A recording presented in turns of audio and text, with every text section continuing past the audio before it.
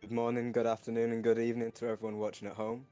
Welcome to the third day of LEGOthon. My name is James, also known as Gustard. Today we're going to be watching LEGO Marvel Superheroes v any% no cuts. If you are unfamiliar with what no cuts is, it's basically a cheat code that allows you to skip cutscenes. Our runner today is Loopy, the current world record holder for any%. If everyone's comfortable, we will begin the countdown. So 10, 9, 8, 7, 6, 5, 4, 3, 2, 1. Let's begin.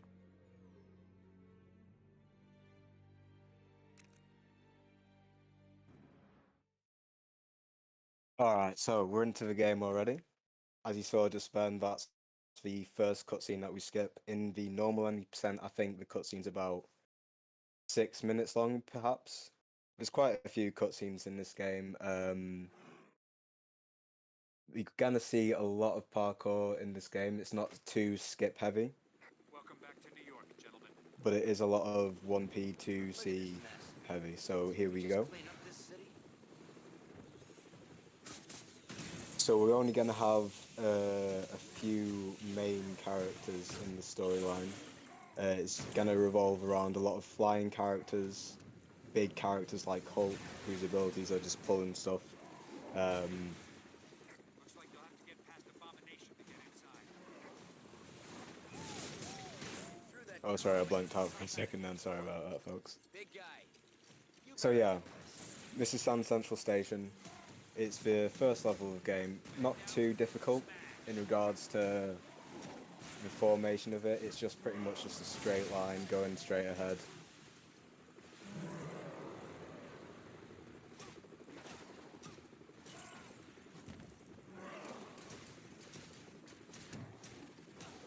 So a few optimizations that can be done straight ahead is just mashing the button as hard as you can, which I'm assuming Loopy is doing to his fullest extent right now.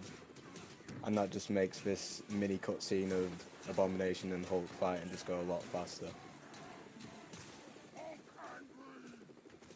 So that's the first area of the first level done. All clear. All set.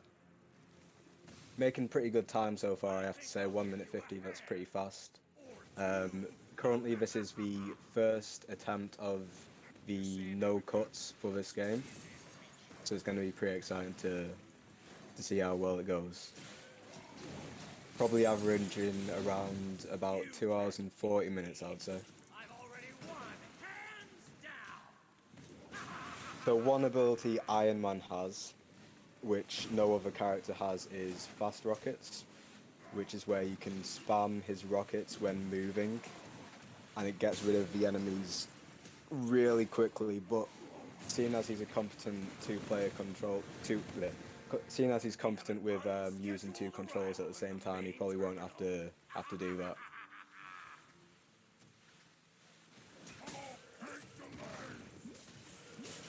So he has Hulk to the right here, and Iron Man on the left, because Hulk can accidentally hit Iron Man and disrupt his pattern. Transform back to normal if you calm down.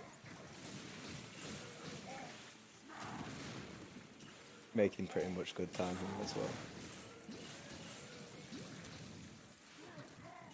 So at this level in the game, Iron Man doesn't have the ability to cut through gold, so you're going to see a couple of objects in the background, like the one on the left. That's just for mini kits and stuff like that.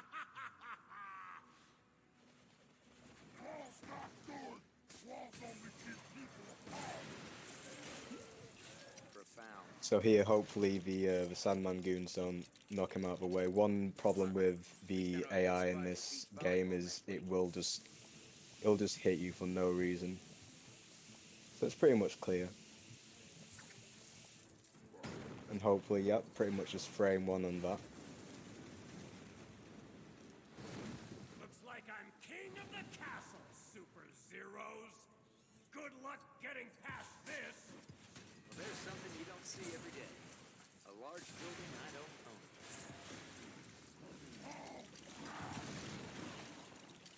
Just to note on what you saw just then when Iron Man was kind of standing still, the button for building and a charged attack is the same, and you have to hold it for both, so that's why he kind of stuttered just there, but This is taking things a little too it's far. just a little oversight we did in the game.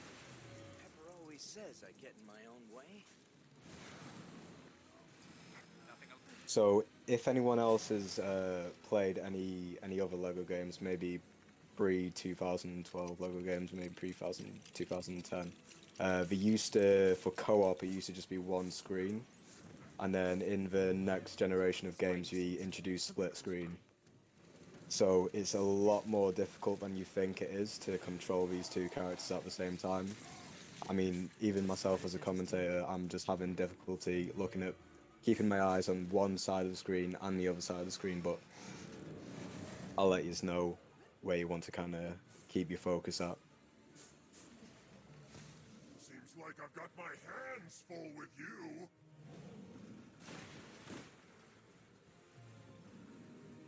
So for this area of the This guy doesn't level, give up. there's going to be a lot Let's of find a way to take this just thing small down. optimizations where you can make just like a couple of seconds of time. That was a pretty good smooth movement there, I have to say myself. So whilst Hulk's transforming there, he's going to have Spider-Man go up, and he's going to build the You can transform back to normal if you water calm gun down. that will appear in a second. Because Hulk's transformation is about maybe 2 or 3 seconds. So it just saves a little bit of time there.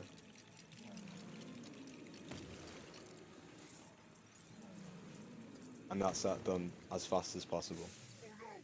I'm melting! Melting! So, like all video games, most bosses in this game are either 3 hits from death, or maybe double that, maybe 6. It's not too complicated to defeat a boss. It's pretty much as if it was a theatrical play, if you will, where you have to stick to the scene. There's no real way to go around it. Sand in this costume. So because it's kind of like a play, as I said before, we've got Hulk on stage left, if you will. And he's gonna, as soon as the boulder goes, he's gonna frame one, hit that, Talk about your quicksand. I've definitely use got a Spider-Man sinking to build feeling it, right now. center Hulk in the middle, because that's gonna move slightly to the right. And then just gonna aim and throw. One thing about aiming in this game, so big characters can pick up objects by green handles. We can also pick up rocks from the ground. One thing about aiming with the character, it'll give you a little prompt to throw, but you can also hold down X, or in Loopy's case it will be square, I believe, because it's PlayStation.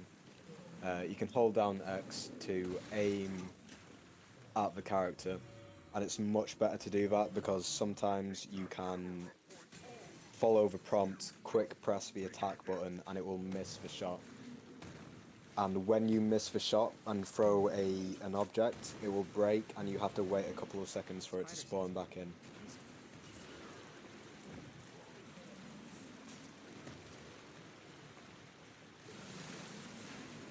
So as I said, 3 hits and he's out. That's the last hit there. His head's gonna land pretty much where that slate is, so he's in a good position with Hulk.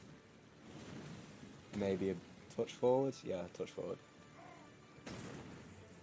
And that's the end of the first level in 8 minutes, which is pretty amazing time considering the world record for the IL is, I think it's roughly 7 minutes, maybe 40 seconds, if I'm correct. And that's not accounting for the load times previously. So for a casual run, this is looking up. So this is the first intermission level of the game.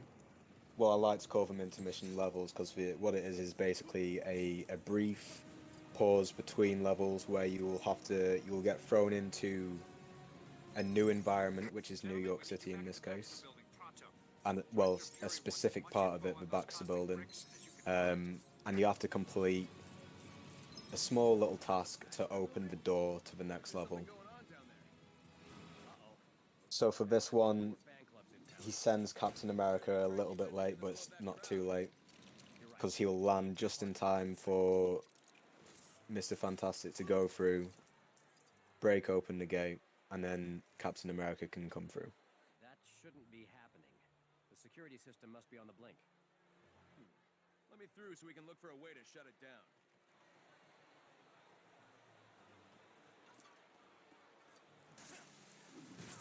We are live outside the Baxter Building, headquarters of the beloved Manhattan hero group, the Fantastic. But just to talk about Mr. Fantastic's power, see, whenever a panel like that pops up, pretty much just a prompt for him to turn into a random object to help you in the certain situation you are in.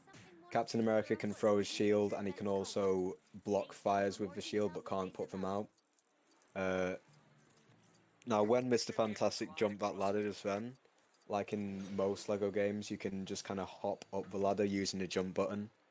Saves a bit of time, but you can fall off the ladder, which is something to watch out for. No, working just fine. Unfortunately. I'd like... Gets caught on the door there a little bit, but pretty smooth movement still.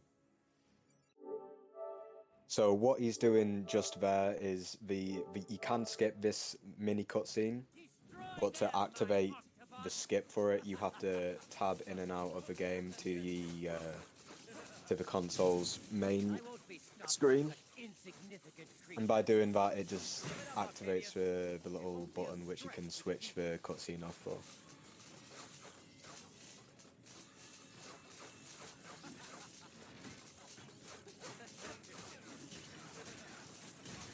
Recently, we found a new route for this certain area of the second level, but unfortunately, it's not the fastest of routes, and it's a lot of effort for maybe a couple seconds time save. Now I wonder if he's gonna do he's just gonna go through the flames. You can jump around the flames there, but the risk over reward is kind of big, because you would have to go all the way back up, take about 10 seconds if you fell off. So plays it safe, which I applaud. On the right side of the screen, Mr. Fantastic's trying to build the gate to let him into the area Captain America's in. Some objects in this game can be a bit funky, in the sense that not all LEGO pieces will build what you want. You're looking for a specific LEGO piece, or you're waiting for a specific amount of time to pass for the object to be built. So he's having a bit of trouble here trying to find whereabouts to build it. I'll come across in a second. This is something that can kill an individual level run of this level. But we're going through there now, because we found a piece. There is a certain level of RNG to that, unfortunately.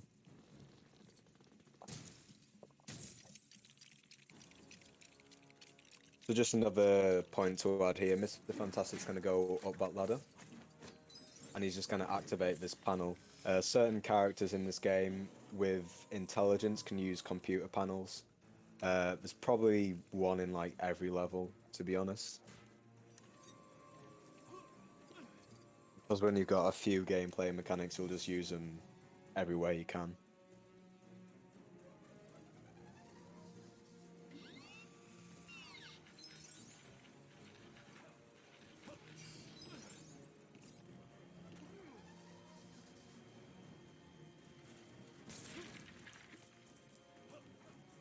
Unfortunately, one thing about this game is it does have a few very, very small, just in-game cutscenes, which unfortunately you can't skip.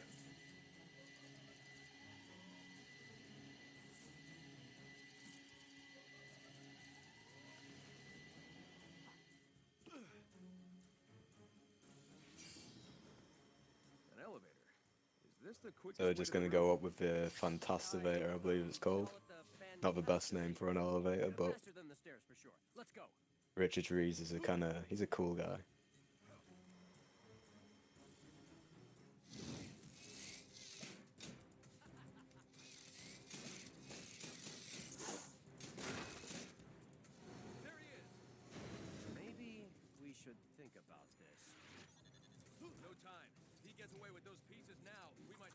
So he's got Captain America in place there, which saves... Oh, and he's fallen. But it's no worries, because he can just stay in that position. You don't have to actually press any buttons when he's swiveling around there. Except forward, I believe.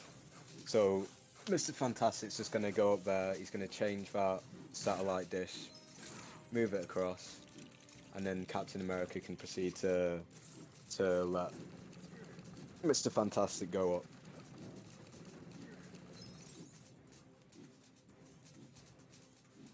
As I previously mentioned in the beginning, this isn't a game where you're going to see major glitches or skips or stuff like that. It's just very small stuff like parkour and small optimizations and where you're standing and stuff like that. But ultimately it does add up to a fairly considerable time save.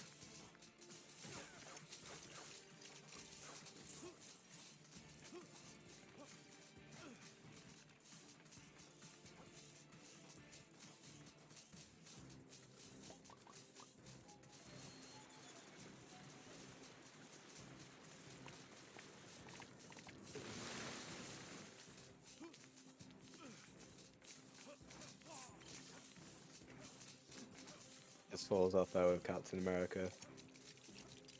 I can't remember what his death sounds like. It's not as good as Lego Yoda's death sound, unfortunately. Wherever he goes, we follow.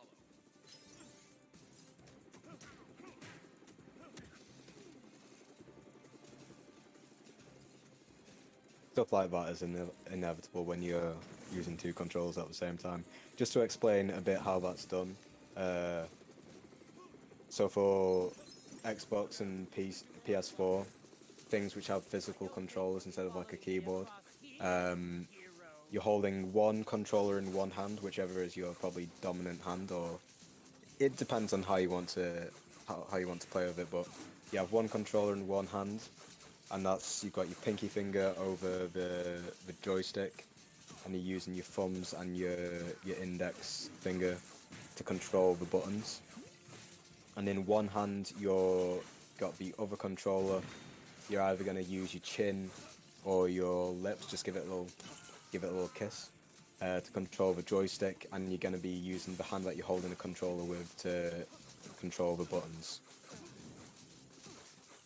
So there is a fair amount of technical skill in running LEGO games, surprisingly. And there is a bit of a steep learning curve to do so. At least at this level.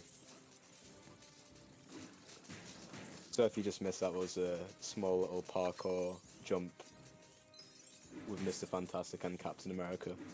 Just to avoid throwing Captain America's shield to build the ladder.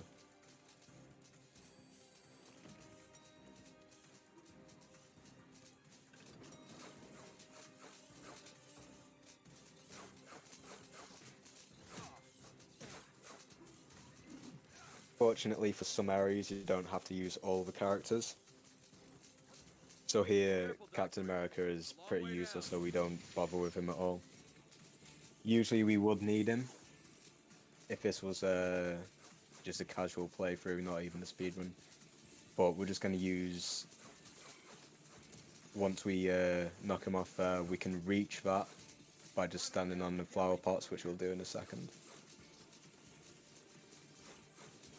Oh, there we go, he does it from a further distance away, which I didn't even know you could do, to be honest.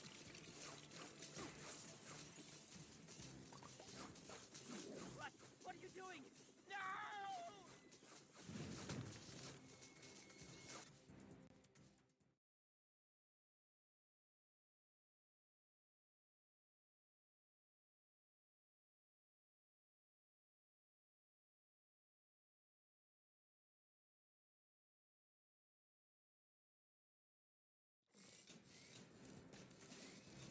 Loading screens can be a little bit long for a game that's not very intensive on the console, but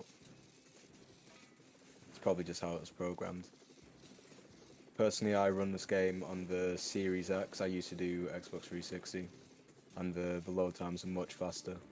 But the only real concern is when you're in New York City and you're using fast travel points. Yeah, he's real grabby like that. Always getting his hands on So like I said previously, not all characters are needed, so we're just going to dump Captain America back there.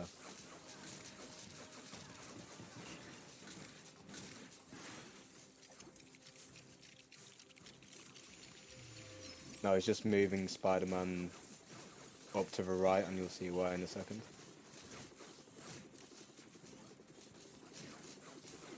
Essentially what's going to happen is you're just going to float there for a bit. Mr. Fantastic. He just got killed by the cutscene now, which does tend to happen if you're not careful. But it's no real stress. So those pull tabs are going to be used by Mr. Fantastic.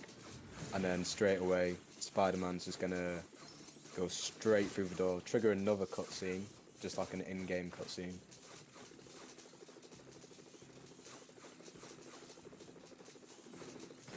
And then he's just going to walk through the door.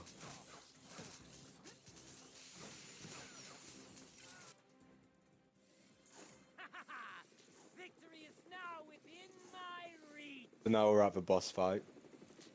Yet again, it's a pretty simple one. I believe he has 4 hearts this time instead of 3 hits, because we're going to get rid of his 3 octopus arms first. And then he will take a 4th hit to the body. He seems over the top angry. Any advice? So I remember when I first got this game and I was about 14, maybe. And this lasted forever for me. What you can do to kind of bait him out is just use a character in front of him, Let's attack while we can. and then just kind of either let him grab you or dodge the hit, and that will plant his arm in the ground and he'll be stuck. So it just reduces like a little bit of time.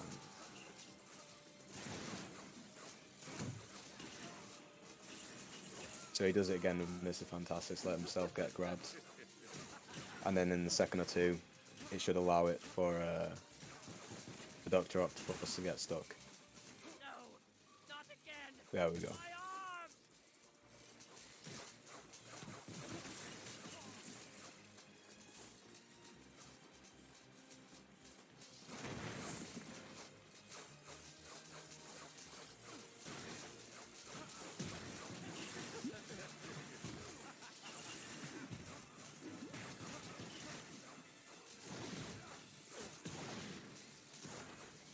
I do believe this is the one of the longest levels in the game, at least in the top 5. Why didn't I see this coming? Another arm stuck. Some of them later on can be surprisingly short. My arm. The beloved thing. This one averages about maybe 11 minutes.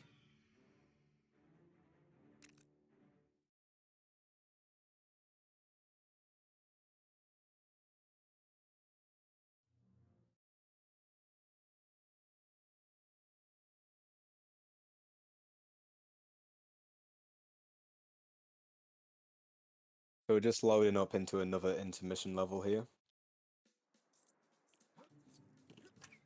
And he's going to go for the tried and tested route, where he jumps off to the little bridge there with Black Widow. Black Widow would have already been there if he didn't. Oh, it is a little bit of a difficult jump, in all honesty.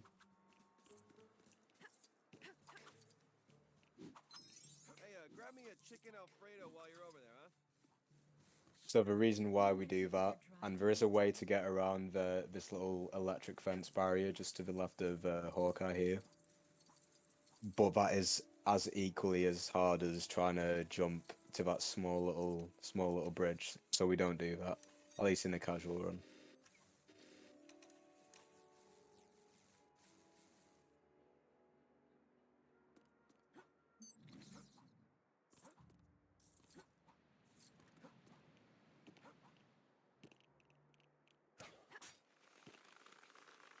Just to talk about the abilities of these two before we get into the next level. So Black Widow is Looks like that pretty lame for a character, but I suppose her main feature is the fact that she can turn invisible and she can use the computer panels. And Hawkeye is somewhat of a mix between Iron Man and Spider-Man because he can destroy silver objects and he can also sling an arrow web. Where did Green Goblin go? Don't worry, the goblin will be waiting for us. Proceed with caution. We need to find him and that cosmic brick.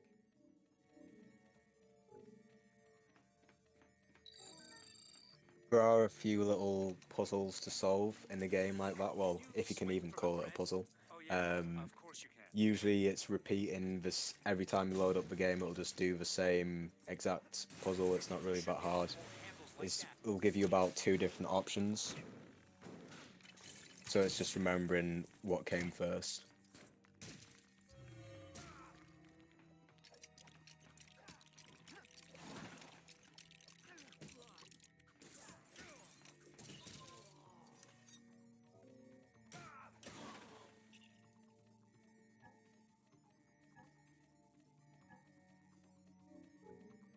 They're just like the same one before. It's red, yellow, blue.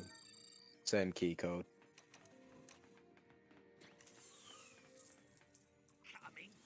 After all, it is a children's game. But speedrunning is where children become men.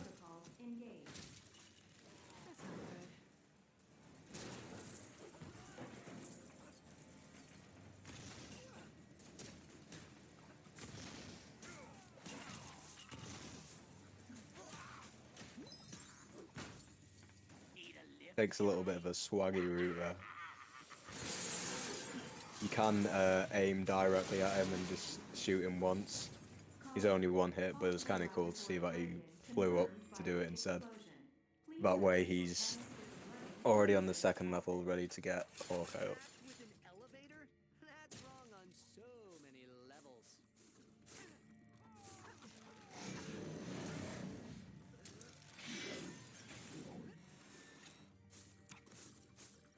Give up the cosmic brick, Goblin. Game's over. Oh, it's just begun, web brain. Catch me if you can.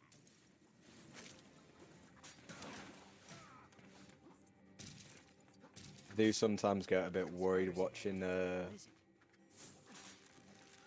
runs where there's a slightly high up place. I know that sounds weird, but there's a lot of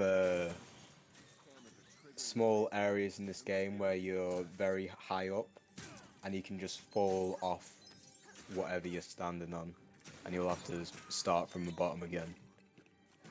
This one's the one you saw just then was fairly low risk, but much later we'll see a skip we use This stinks. where it's a little bit more high risk than that. Cosmic brick will have to wait.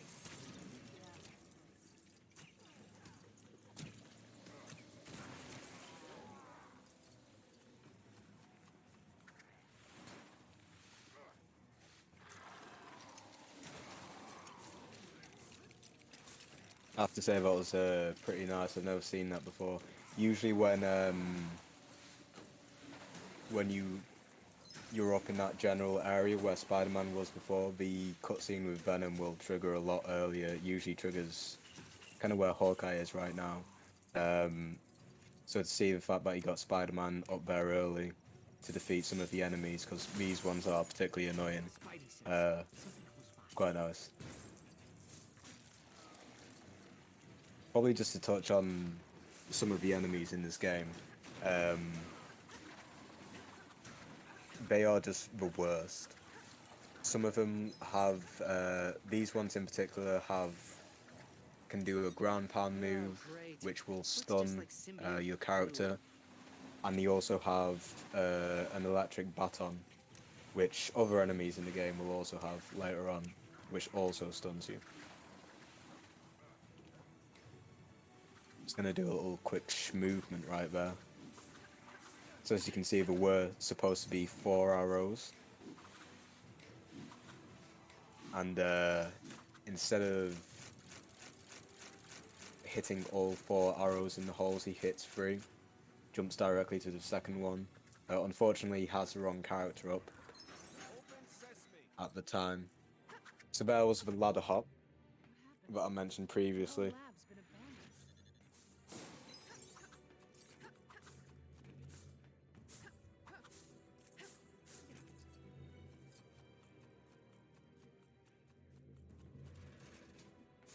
Seems like the power's out. If we can find a power generator, we should be able But to. I've never practiced this particular skip myself, because unfortunately I didn't know it existed until a couple days ago.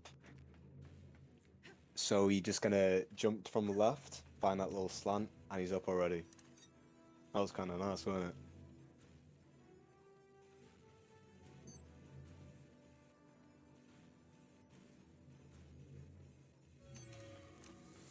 Power restored to caution advised. Restored to what? Never good when the important part is covered by static. I think if it works properly, yeah. So, because the other two characters didn't go into the room with Black Widow, the door didn't shut yet. As you saw, the door was open for a brief second there, and that's how Spider-Man got in. So, that saves roughly... It could be up to a minute, 30 seconds to a minute, depending on what your luck is with the enemies in that spot. Did you see it freak out 'cause of the But yeah, you can just get into that door early by doing that pretty simple skip.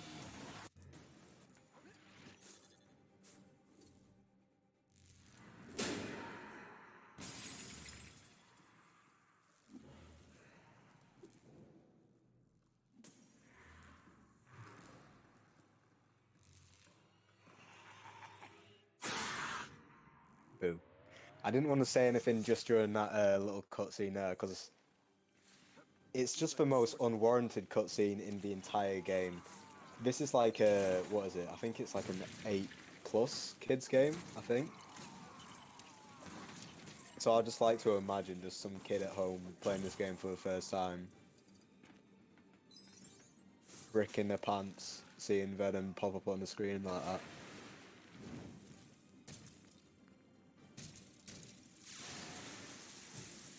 So this is kind of similar to the first level boss fight, in the sense that we're kind of just gonna linger around the correct areas. Spider-Man's pretty good for this level because he just has that pew with the web slings. That gets rid of the enemies just so fast, much faster than, unlike other LEGO games where the best weapon in the entire game would be the pure might of a Lego man's fist. If you do melee attacks in this game, you'll get sucked into a special like character animation where it'll take about maybe 3 seconds just to defeat one enemy, whereas it could just take 3 seconds to defeat 3 enemies if you just use your normal attack. So yeah, again, just kind of waiting at the specific area where you need to be helps out a lot. Emergency containment measures for super top secret symbiote research activated. This has reminded me that I probably should watch Venom. I've not seen that yet, because I think Venom 2 is coming out soon, or maybe has already come out and I've not seen it. I'm not sure.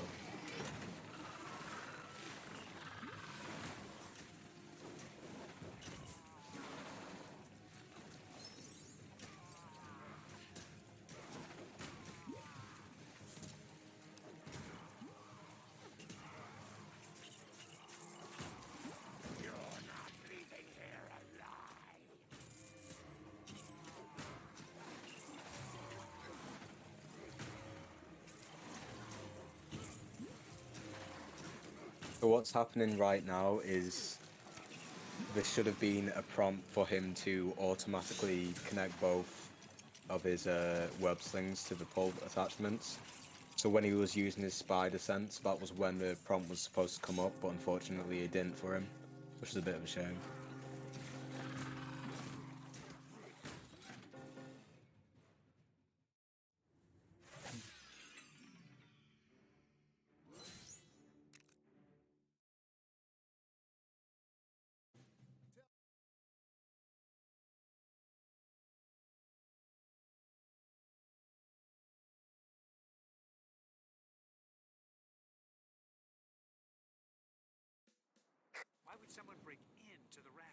Oh, so, Check it out ASAP. one thing here, which you can do to save time after this level, is just before when, because wherever you were at just then was the Stark Tower / Grand Central Station. So if you flew behind that, it would unlock a fast travel point, so that once you finish this level, Great, the ferry's you can out of fast commission, travel and you'll exceed directly, the weight limit pretty before much you fly next you to over there. the And level there's after. that. Maybe we can fix this old boat up. But it's no worry because there are plenty of fast travel points around New York City. It's just that after this you won't have the use of Iron Man's flight, and you'll see why. Well, actually, no, you won't. Basically, in one of the cutscenes, he's in his underpants. Hey, So yeah, hey! Save those Hulk smashers for the bad guys, all right? Let's just get ourselves a can't ticket. fly because he's in his underpants.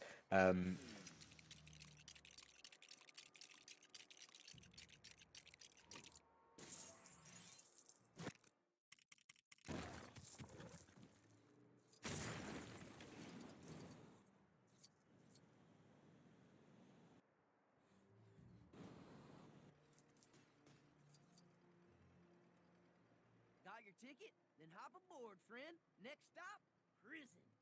Always a pretty good point to drop out. Then you don't really need to have control of both characters at all time because that just And overcomplicates if you look things. to your left, you'll see the fabulous X-Mansion. But at the same While time, on you the don't right- want to also Really? You couldn't have gone you don't want to before we also left? have them in out. Where was this in? You don't want to have them in at all times because that's too complicated. But you don't have them out at all times because then you might lose time in the run by not having them in. If that makes sense.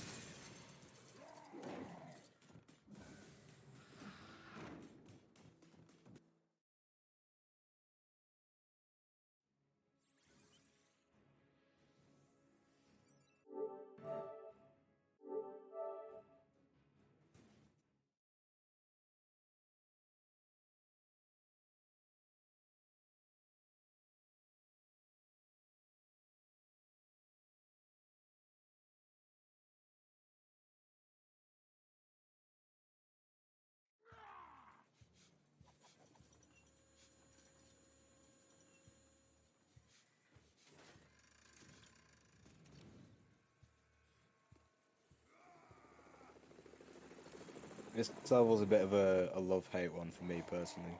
It starts off great. It has one of my favorite skips in the game. It's gonna have Iron Man up there because there's gonna be a panel in a couple seconds. Why would But just Doom watch team up with what he does with Wolverine.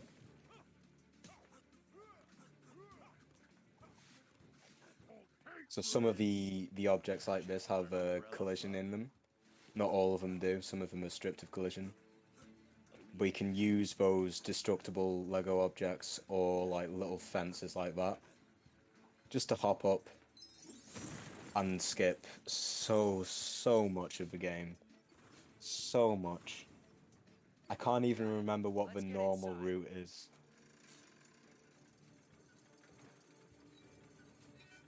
But like that's over maybe maybe a minute or two just by doing that. And it just looks good as well. Nothing better than a skip that looks good. But yeah, you see those like four little boats icons at the top? Basically, you would usually have to just destroy those in the ocean before you could proceed. But you don't have to worry about that when you're good at gaming.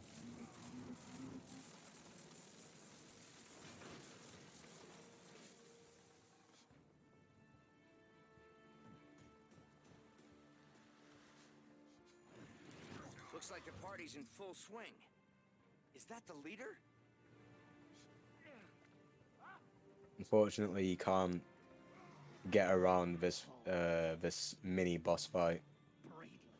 We like to throw these in sometimes just to slow the progress of the game down. Sometimes the story in this game doesn't make much sense at all. But yet again, this is going to be another... This is a pretty nice skip that you're going to see in a couple of seconds. It kind of reminds me a lot of the earlier LEGO games where you would just sometimes miss out putting collision in a simple object like a wall.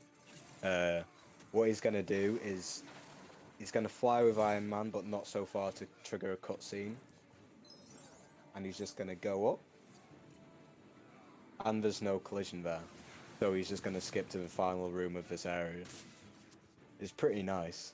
Here we go. This machine could locate Sabretooth for us. Another thing, which was a very, very small optimization, what he just did then, is when that Lego door pops up, this screen is already active. So as you saw when the door unlocked, he already had done the first little question mark there. That's because you can still control the cursor whilst the Lego door's up, which is also pretty cool. Jarvis, can you hack into the elevator controls? We need to get there right now. Yes, sir. Connecting to elevator. I'd say it's more cool that the developers sometimes forget about these like small, tiny little things that can just be forgotten about, because it doesn't really, for a casual standpoint, it doesn't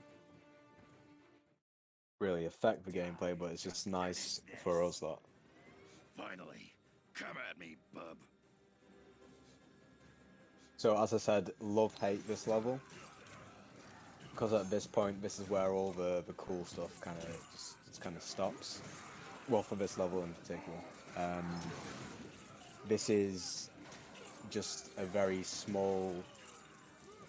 This is the third boss fight of this level, which is crazy that we put 3 of them in this. When you think about it, there's 4 areas and 3 of the areas are boss fights, essentially.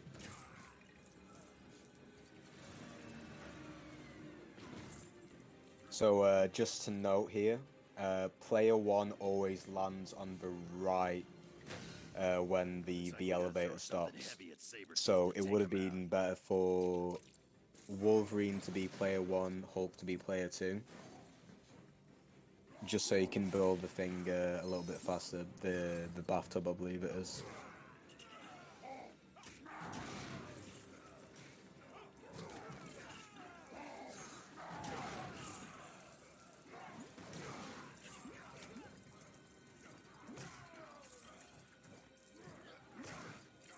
But yeah, it's just a phased boss fight is all it is. You're just gonna have to go through the motions of the enemy he's gonna throw at you, and then it's just another. It's like the first level boss fight, just with like more enemies.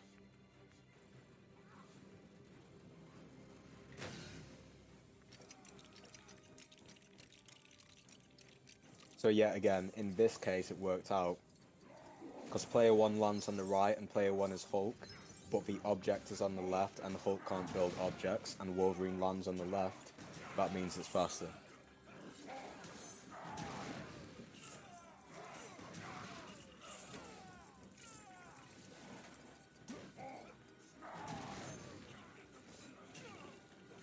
So just to draw attention to, if you see, because he's using Hulk for his ground pound to get rid of most of the enemies and just kind of smashing attack for Wolverine. So you might see Wolverine use his special move, which I talked about before, like melee attacks. And how he can take about 3 seconds just to kill one guy because of the animations. Oh, you hate to see it. Unfortunately, that can happen with big characters. They can just damage what they're throwing. Nothing can stop us now.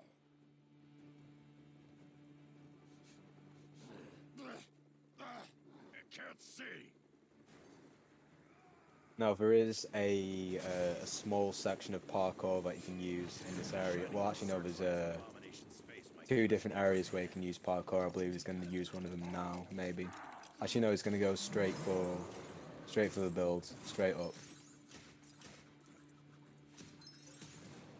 It just depends on how you're using your parkour for this specific area. He might go for either a jump from the lamp to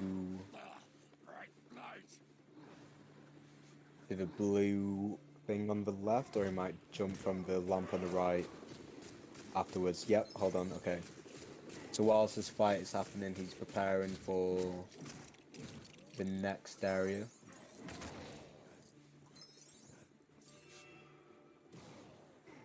So as soon as that one is destroyed,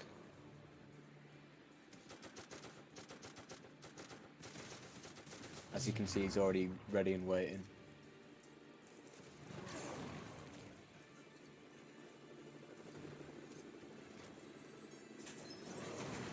And he's going to trigger the second one.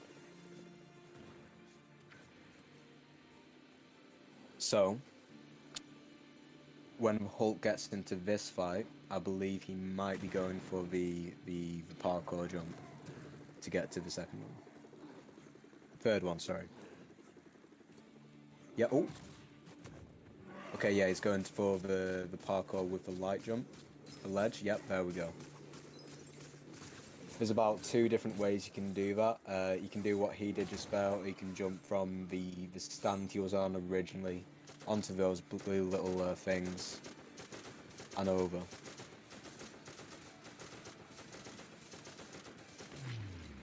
Lead jump is a bit more safe because it's slightly less precise on where you have to land. Great thing about that skip is you've already defeated the enemies up top, so all you have to do is just destroy those objects and then you can trigger the light.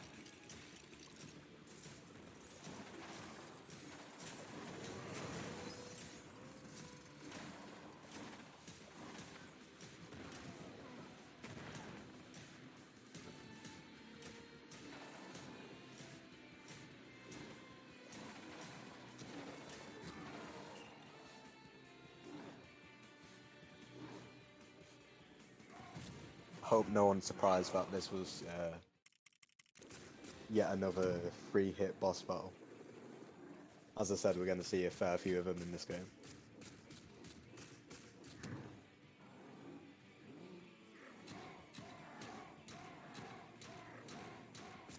Not saying that's a bad thing.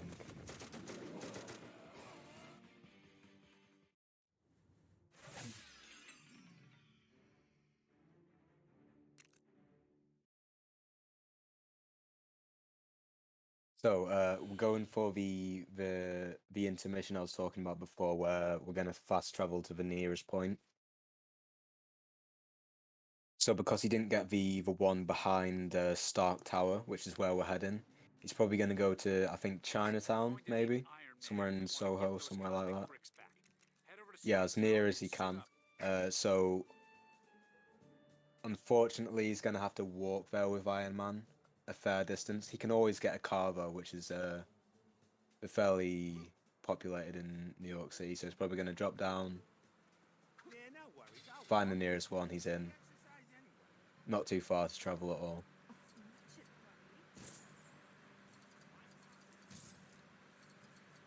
No bother, we're here. Maybe bad parking for the future, we don't know. The panel for Iron Man is directly in front of the car. Yeah, he's just going to move the car out of the way a little bit.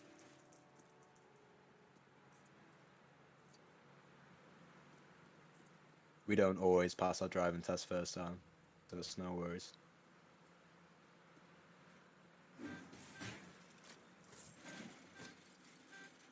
The reason he was having a bit of trouble throwing Captain America's shield there is because you have to stand a bit far back for it to actually register in this specific area.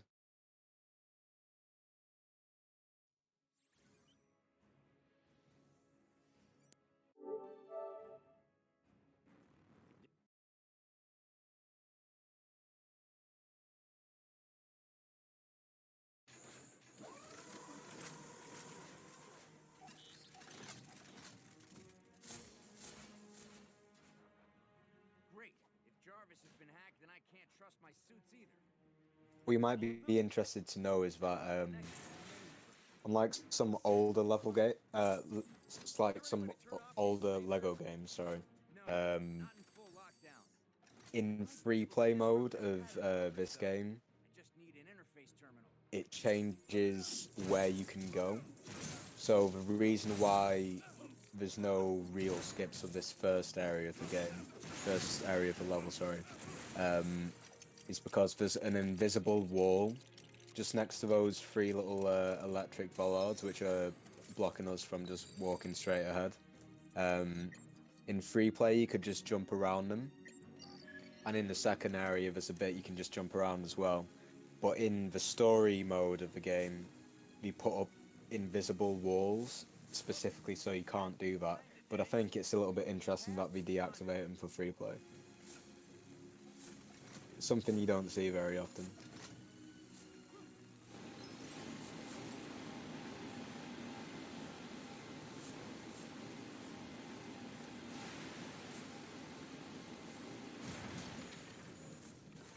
Right. Problem. I need my key card to unlock the suit. And you don't have it. It's just over there, on the other side of that sealed door. It can be a little bit annoying when the buttons for certain things are binded for the same button, like building, and for Captain America crouching, or for Mr. Fantastic building is binded to a move that turns him into a teapot, which is very annoying because he can turn halfway into a teapot when you want him to build. A little old-fashioned by my standards, but it should get the job done.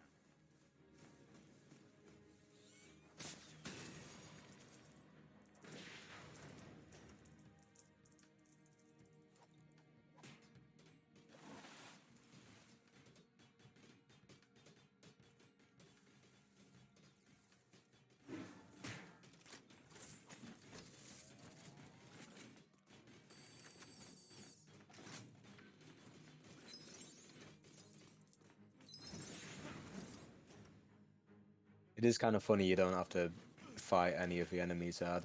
You can just walk into the elevator and you don't make a fuss at all. So for this area, there's going to be a fair bit of nice parkour that you're going to see.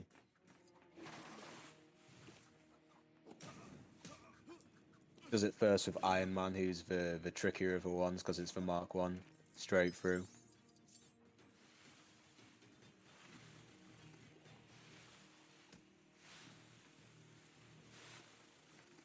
You're gonna see a fair few jumps like that in some later levels as well, where it's if you destroy the object that you're jumping on, because it's made out of Lego blocks and you can destroy them, that can ruin a skip. Well, it would ruin a skip. So you just have to be a bit wary that the enemies don't get to it first.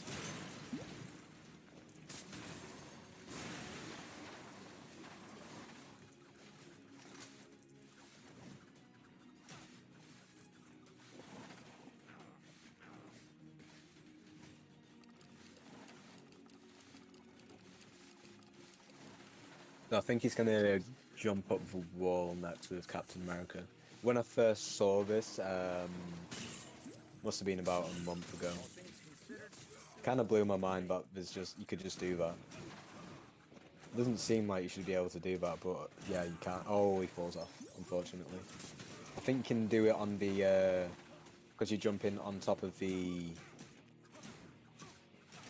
little Lego blocks that are making up that gate there.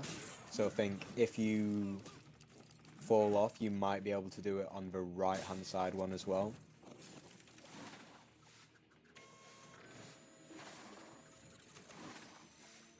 Which is noted for next time.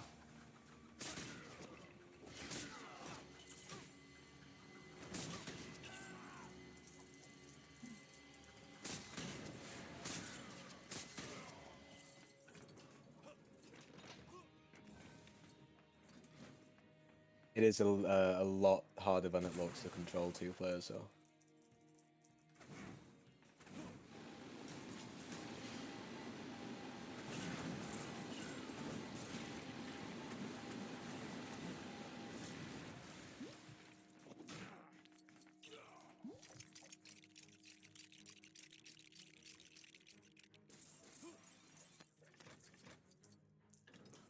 So once we go through this door and then eventually another door that you can see in front of us is going to be My systems are a being boss fight. Wow. And for some boss fights like this, No time for that now. there's a fun little thing you can do where you can be invincible for a short while, where you can just aim with whatever character you're using, like maybe Captain America, Spider-Man, for anyone. You can just aim, and depending on what move the boss is doing, you're invincible. Some moves can still like get through that, but it's pretty fun to use. You'll see that in a later level, where, well, you might see it possibly. It's just something to, if you don't want to really do anything, and you're just waiting around for the next bit of the game to proceed. Security system partially restored. Requesting immediate deployment of Mark 42 suit. Time to suit up.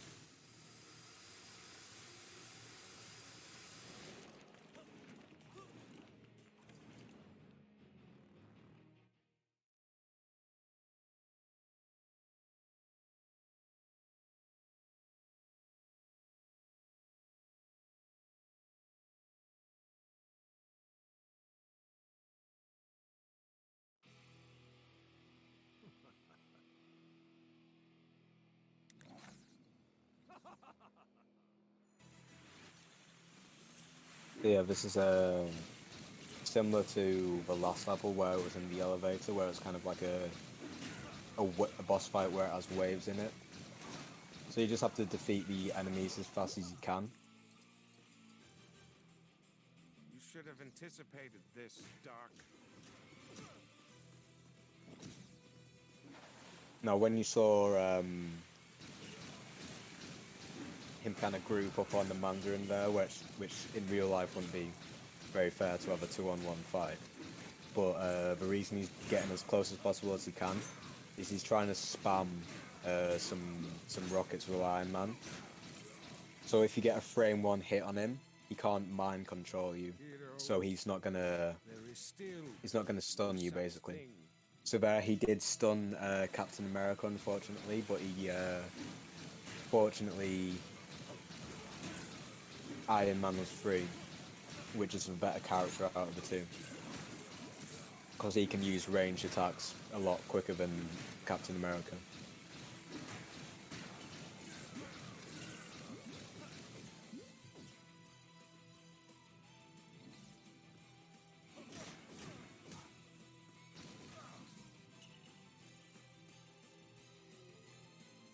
What's kind of blown my mind right there is that this boss fight's going surprisingly quick. I didn't know that all you had to do to trigger the Mandarin coming in was just wait in the middle. Is that the Hulk Buster armor? Which is interesting to know for next time. Will let him do anything that Hulk can do? Yep.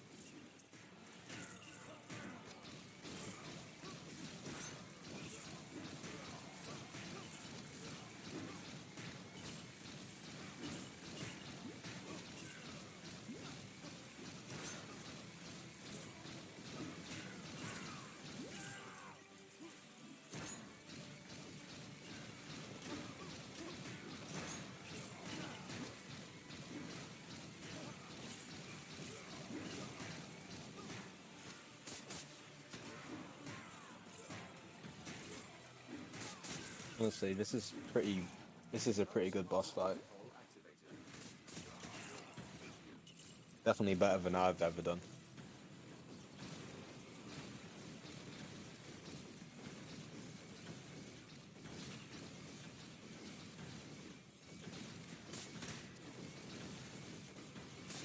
One thing I'd like to see is whereabouts he stands for the final hit. Because the final hit of the Hulk Buster, which Mandarin's in at the moment, is a gold plate on his back, so you have to laser it off, but the collision for it is a little bit janky. So depending on where you're standing, it might not register that you're actually hitting it with your laser. That can be annoying sometimes because that could waste like maybe 10 seconds, and it's like, that's not even my fault, that's the game's fault.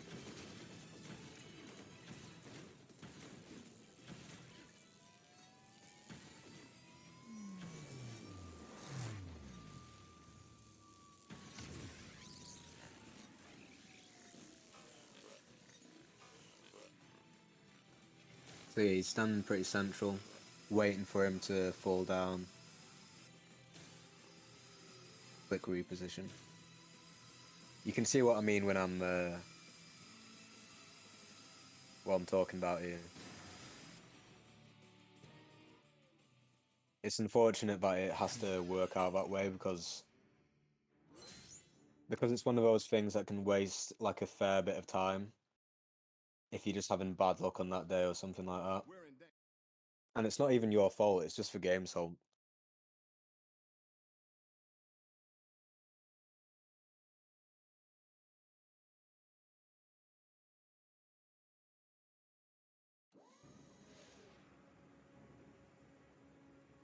We need to get that arc reactor back before it's used for purposes too dire to contemplate. Follow the signal and find it. So when you learn the route for speedrunning games, it's kind of fun remembering about how it's actually supposed to be done.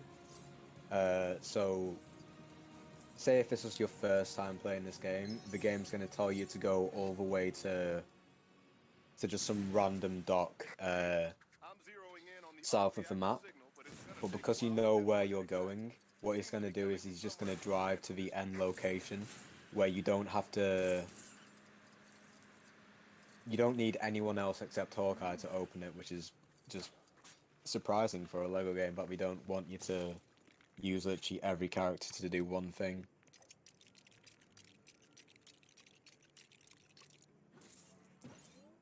So it's just one of those times where you can relax. Black Widow's just there in the background, chilling, vibing.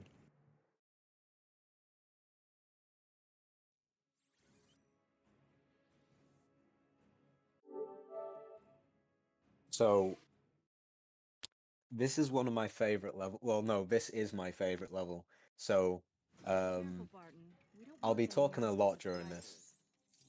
So going directly to the barrier, going invisible, 2 double jumps, you're in, up the elevator, double jump out, double jump next to the railing, do a smooth little movement, jump right over there, see it in a second, jumps on, falls off slightly because you want to fall off slightly, double jump over. It's lovely. That's what we love to see. Walking over there, shooting the objects, building as fast as you can, doing what you do.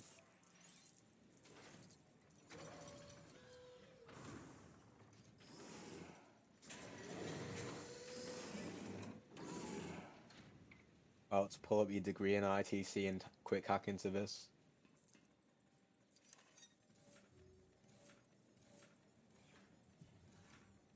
So obviously there was a bit of hesitation with the first jump, but that was so beautiful to actually do it first try, like first try and not fall off. I guess evil organizations don't spend as much on training their goons. Because Loopy's like pretty good on sticks with both controllers. He's gonna do the better route for this one. So there's a route where so for the first bit we're just gonna use a bit of damage boost, sorry. Using the electricity to get ourselves over the railing. It's critical that that Lego pipe doesn't get destroyed. That's why we're kind of having the enemies go away from it for a bit. Got to be careful on where you're hitting the enemies, that's why. There we go. Okay, so Black Widow's up as well. Oh, get shot at the last moment. You can do this with just Hawkeye alone. I can see on the... Loki's with Well, actually, I don't know if you can do it on the PS4. You can do it on the Xbox 360 and should be able to do it on the PS3, but it might have been patched out of Xbox One and PS4, so it's better that it's doing this route anyway. Find another way around. Essentially what you would do is you just have Hawkeye where he is right now, take Black Widow out of the picture, just kind of jump across the ledge.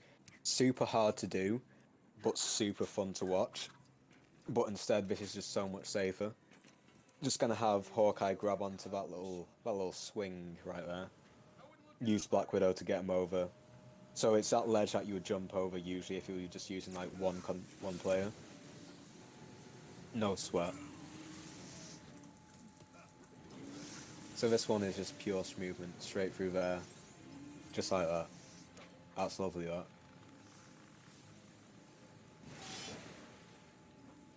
So those little things go down whenever you get detected by a camera. So he just kind of moves out of the way of the camera as fast as possible, then just kind of ducks in, bonks his head on the ceiling of the little barrier, and just slides right through, easy peasy. Yet again, here's TT Games forgetting to put in walls. So yeah, you can just kind of go up there. It's really funny.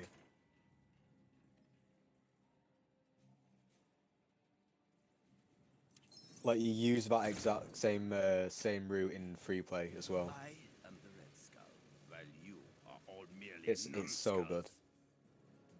Red Skull, I'm here to end your evil scheme.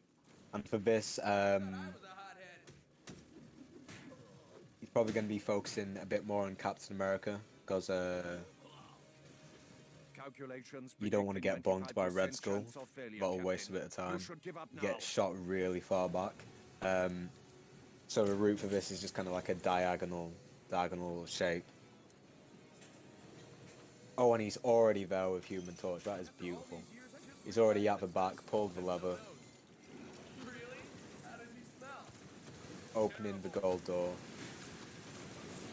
Captain America's opening up the next one for him. That suit looks just as ridiculous now. You love to see it. So where he's at right now with Captain America, he's ready for Red Skull to land down right in the center.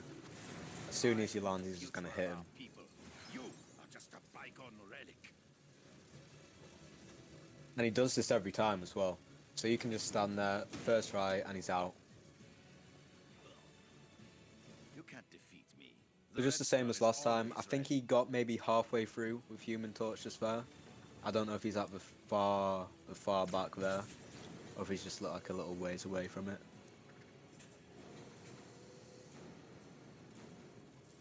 Yeah, he's pretty much there. You cannot win. So he's just gonna do the same as last time. Wait around the middle of Captain America, and that's just gonna be it. I believe this might be, maybe... Oh wait, no, this is, yeah, no, this is about either the fastest level in any percent, or second fastest, I believe. Top 3 at least, I know that much.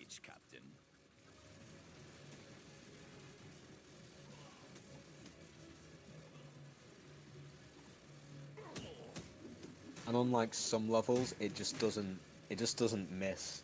Like, it's fun the entire way through.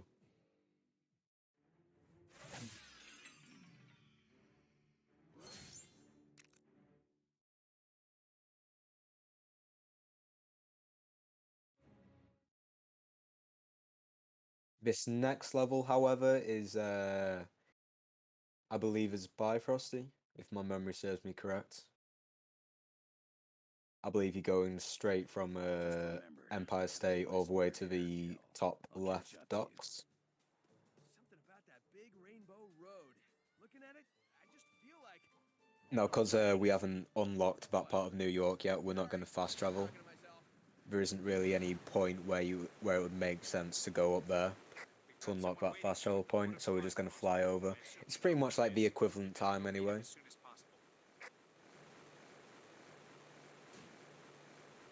Because you have to remember, like, the only time when we could unlock this fast travel point was at that intermission beforehand when we were with Iron Man going to the raft. But that would take us so far out of the way and then we couldn't get the fast travel point beforehand.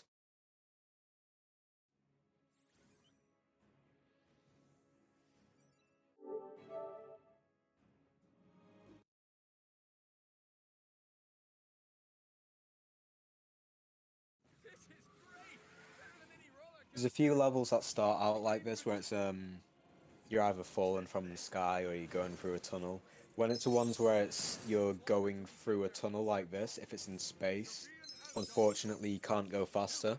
What I found though is if you're going in the sky, not in an intermission in a level, you can kind of chill around like the top left, top right, and just because you're bumping into that corner there, it kind of makes you go faster for no reason at all.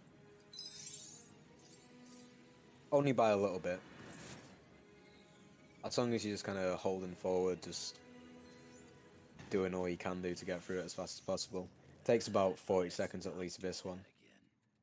Whoa, I'm so dizzy I'm seeing stars. So he's going to flame on with John. Oh, yeah, okay. He's going to flame on with Johnny, stand around the first two. Be working with the frost giants of Jotunheim. He didn't get the one on the far right, unfortunately, at the same time. Frost giants, be on your guard. But whilst he was doing that, he charged Thor's hammer. Some electric characters, like Doctor Doom, have electricity like on hand, but Thor has to kind of bring it down from the heavens. So that it's good that he got it earlier on. Also another thing, charging his hammer and building, same button. So it's good that he did it then, rather than later when he was trying to build the electric panel. Because it probably would have meant he would charge his hammer, think, oh no, I should build, and then, oh no, I should probably charge my hammer first. You made it! I was beginning to worry. Do you like what I've done with the place? So this area in the game, this is like one of the only levels which includes, you can skip one of these in-game cutscenes where you can kind of move around with your character, well, your character's like standing still, and an animation happens. You can skip that for what's about to happen in maybe about 30 seconds or something. Not many people know about it though, so I'm wondering if he uses it or not. Basically, as soon as the ice melts, he's gonna throw his hammer, and then that will break the wall before another cutscene happens. But he may or may not know about it, so we'll see if it happens. So yeah, he's just gonna stand. Oh yeah, he's going for it.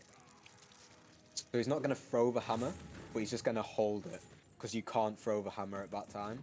So what he just did then is, because the cutscene happened, you lose control of your character. Because you lose control of your character, you then, because you're aiming at the same time, you let go of your hammer, which the game shouldn't allow you to do, but it does. So you can skip just a little tiny cutscene, so it's good.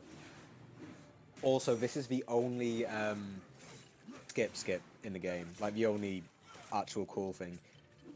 We're gonna phase through this door. So what we're doing here is we're swapping characters. This is kind of like if you don't see the door, does the door really exist? No. So that's what that is. Basically, we're so far away from the door that the hitbox for it just kind of hasn't loaded. There's something similar to this in like Breath of the Wild, for example, if anyone's familiar, where you can have an unloaded door at some point, because you're going so fast and you're approaching the unloaded door, so it doesn't have time to go in, so you can just go in there. So in this game, what we're doing is we're switching characters, and because we're switching characters so fast, we can just go through the door. Thor is the only one who can do it though, because when he lands, he moves forward with his hammer. So that's why I like that skip a lot. But unfortunately, this is kind of where this level kind of dies. You get like a little cutscene skip, you get a pretty cool skip in the third area, and then it's just kind of a standard boss fight. 3 rounds, an extra round for Loki, and that's it. He's choosing to stick with Captain America and Human Torch here because you see the little ray that Loki's using to control the Destroyer. That's gonna be oh wait, no, he's gonna use that little laser beam's gonna come down from the Destroyer and he's gonna block it with Captain America. But he's using Human Torch to destroy all the enemies and melt the ice because 1, he's very hot because he's a torch, and 2, he's invulnerable to fire because he's a torch. So in this area, he can't get killed. He's just immune to everything. Then he just switches over to when he landed directly in front of it, you can land pretty much directly on top of that little prompt for 4, and it will trigger the hit automatically. So that's why it's getting as close as possible. Sometimes you miss it, but sometimes you don't. Not too consequential or anything like that.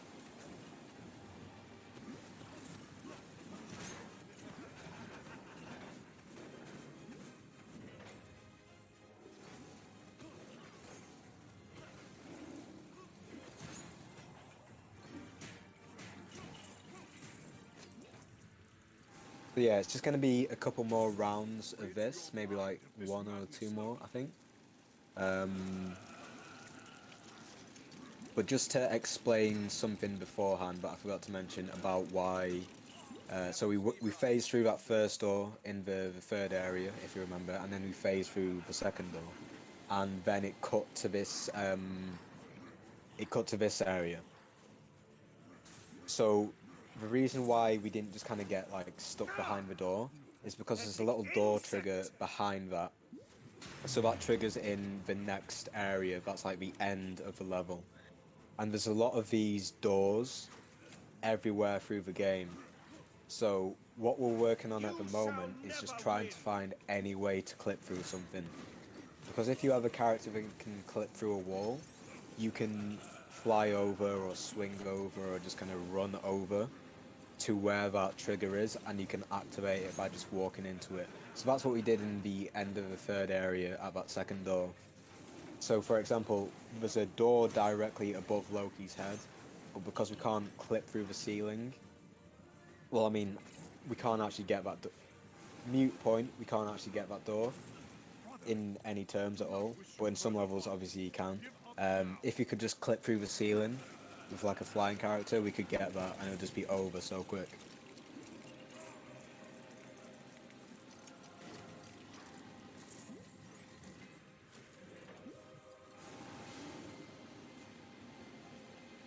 So yeah, Wolverine is also here. Just like to make that a point that this is this the first? Yeah, this is the first time we're actually using him this level, if I'm right. Yeah, because we don't need him at all until this point, because he has like the spider sense ability, but obviously not spider sense because he's a Wolverine. You think you have me outnumbered? Just to find, because he's gonna produce multiples of himself, and Wolverine can sniff him out. So up to this point, Wolverine's just kind of been useless. He is kind of useless in most levels, to be honest, but it's nice he's here, I suppose.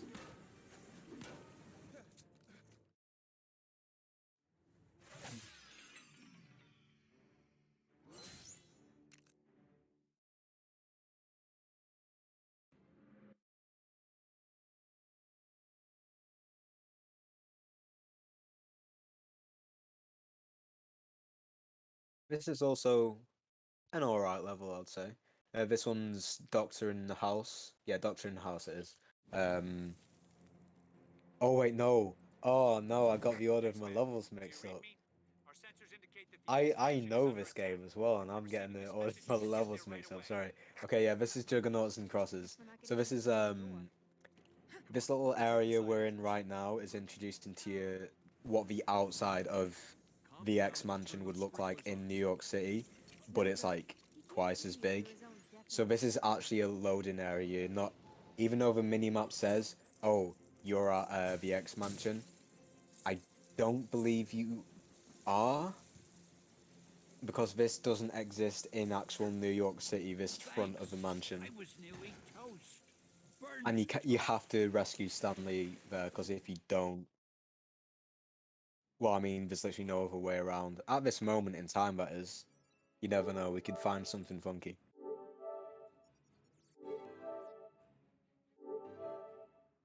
Come on, we need.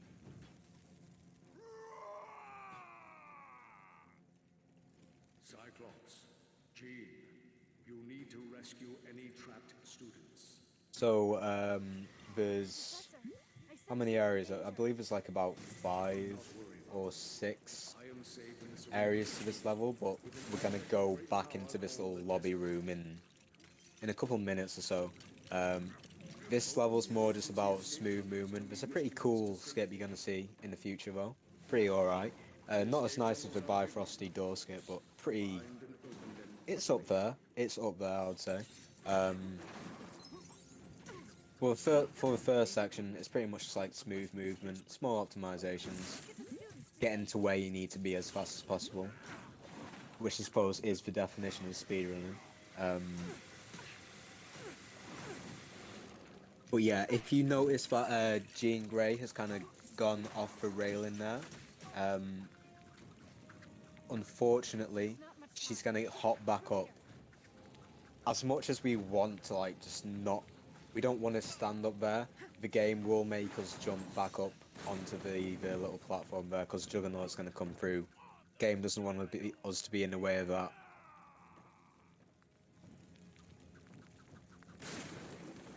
I'm not gonna. I just remembered this is a charity event. I'm not gonna say the line that Juggernaut's famous for, He's around here somewhere.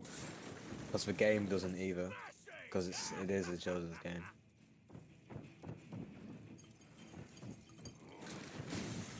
Still, like, I'd say, because of a nonsensical story, this is like my top 10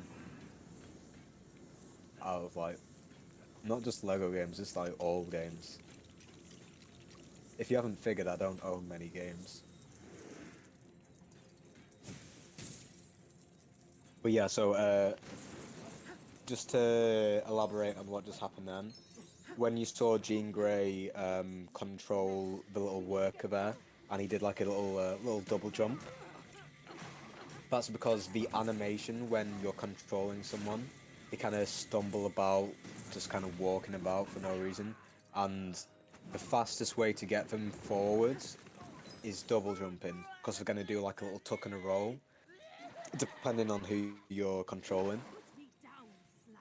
So, Are you all right? you're going to control the Juggernaut at the end of this, and if you just like bunny hop forward, you'll go faster than just like a normal walk from a mind-controlled person. Also, that was another small little optimization where you switch over to Jean Grey. Not Jean Grey. You switch over to Storm whilst Jean Grey is destroying the piano, and you can still spam square to get out of the Toad's grasp, I suppose. He's kind of holding her with his tongue, which is weird. And whilst that mini cutscene is happening, you're still controlling Storm, so you can get out of that whilst the cutscene's happening, instead of doing it beforehand or doing it after the fact.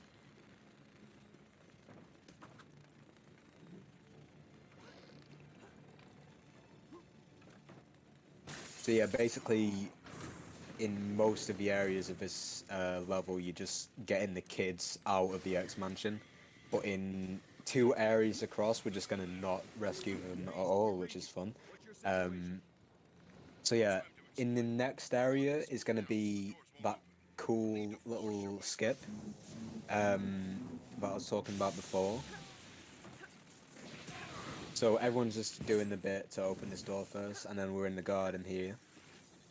So what we need to do, there's other ways to do this, is maybe, yeah, there's one other way you can do this where you don't even have to get Iceman, but we're gonna get him. because what we're going to do Sorry I gotta be is so we're going to cold. defeat Pyro, build a little staircase, put out a little fire, and we're just going to jump across the ledge with two of our characters, and then we're just gonna go into the next area. As simple as that. You're not supposed to do that. You're supposed to have like everyone come across. You're supposed to build a bridge, but you don't need to build a bridge. You don't need those characters. You can just leave them behind. So we've got Cyclops here. The fire's been put out. So Cyclops and Jean Grey are just gonna hover over there. Jean Grey first because of the flowers. Cyclops trailing behind. Just get a few punches in on those mutants. The mutants are the worst enemies in the game because you've got electricity, you've got ice, you've got fire, and all of those have like different effects on your character. Electricity stuns, fire stuns a little bit, ice beam will lock you up. Anyway, so he's doing what is technically the fastest way to get up here, but there's a much more consistent way he could do. But I do like to see that he's going for the harder one here. Shows off a bit of a skill. So we're jumping from that flower pot up to the library case, bookcase, sorry. We're destroying the little grandfather clock, building it. That ice beam of yours. How about using that? It's a pretty nice skip. The other way you can get up there, the second fastest way probably, you have Cyclops jump on a vending machine, switch out of Cyclops.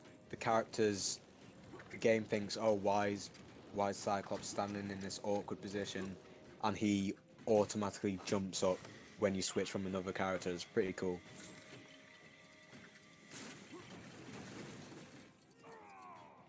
That was a cheeky little double jump there. Straight over, just before the cutscene happens. So yeah, here we are in the lobby again. Not much going on in this particular area this time. Fairly straightforward. You're just gonna need Jean Grey and Storm. No one else.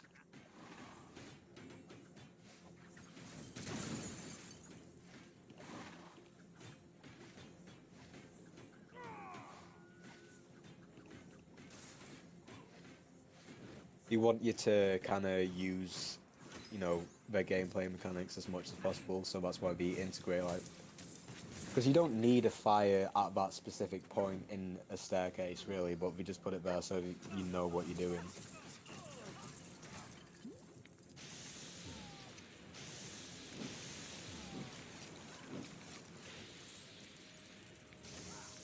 So anyway, whilst Storm's building that, you've already got the first statue on, and then Storm's just going to jump over a railing, and then she's in position. She's in position for what she needs to do. Easy peasy.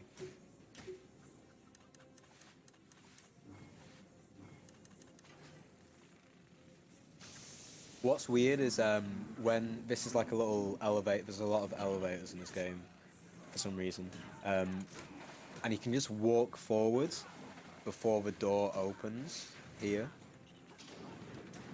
and you can kind of clip through it, but it doesn't trigger it any faster, which is weird. But there's not, like, it's not a physical object, you can just walk through it, but it doesn't really help you, which is weird.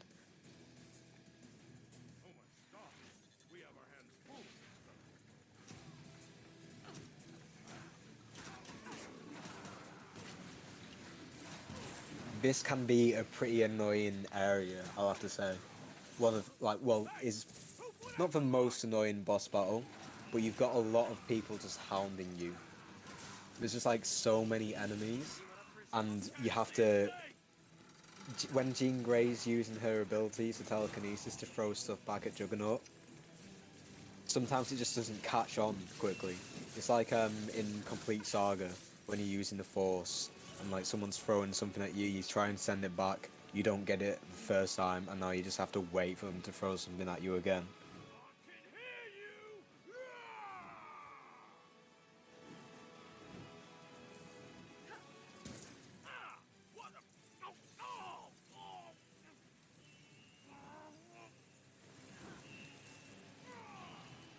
But yet again, it's just that kind of same pattern.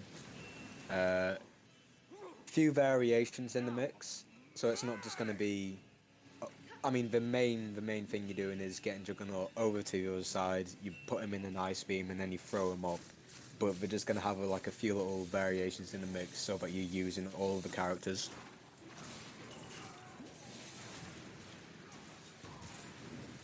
So for this one, I believe you're going to need the Beast to use a computer panel.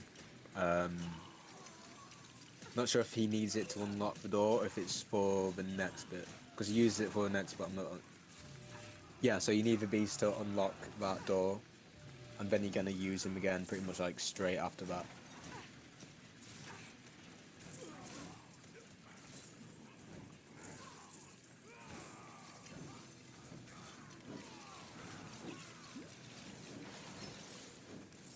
What's also annoying is there are a lot of just other enemies just on that plane which you can't really get up to. Whether standing on that that platform above you, just chucking fireballs at you like it's Super Mario Bros. Or something.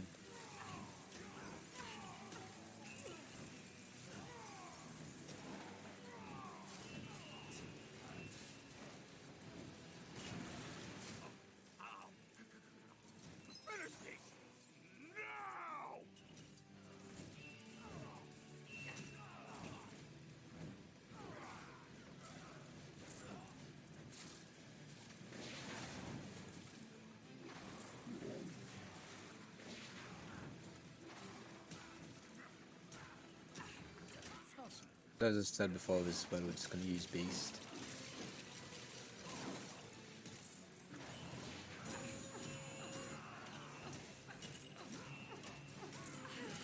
What's annoying about,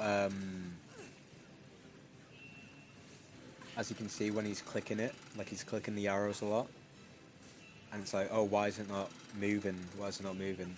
It's because you have to kind of wait. You have to wait for the dot to get into the corner, wait a few seconds, and then you can move. So we're just trying to spam through it as much as possible, but the game's not allowing you. No! Oh, Helmet! What have you done? Fascinating. Your mind is a blank page, Juggernaut. That Now is I shall one. write on it. That's one angry bald fellow. That. Ah! Get out of my head, Charles! So as I mentioned previously, so just gonna bunny hop over. Because if we don't bunny hop, we're just gonna be clambering along, moving slowly. We don't want any of that. Oh, like last time, like in Rebooted, Resuited with the Hulkbuster, this has got a bit of a janky hitbox as well. So we're gonna use Iceman to, as you can see, having a bit of trouble, but it is none of his fault. This is kind of the game being the game it is. Because there's so many enemies in the way, and the way it works is it's like, oh, you're aiming for the center, but where in the center? Oh, well, there's an enemy in the center, so we're gonna think that you're aiming at the enemy, not the Juggernaut. So every time an enemy walks in your path, you're just gonna freeze him. Even though you want to freeze the Juggernaut, you can't until you get rid of like at least a few of the enemies.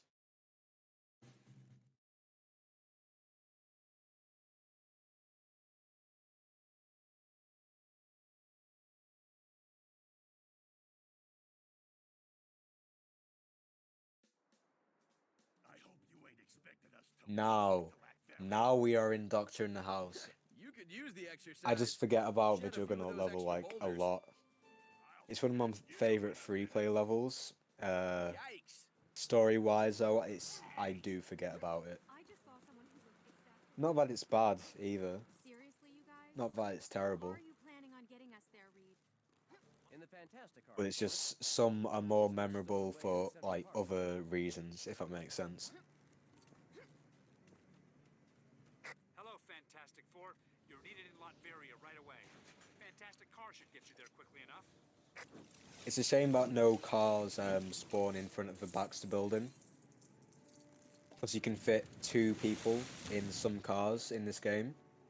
So a taxi cab drove like straight in front of the Baxter building, that would be so good. Because you could just hop in that and drive to the location. But walking there is pretty fast as well, to be honest.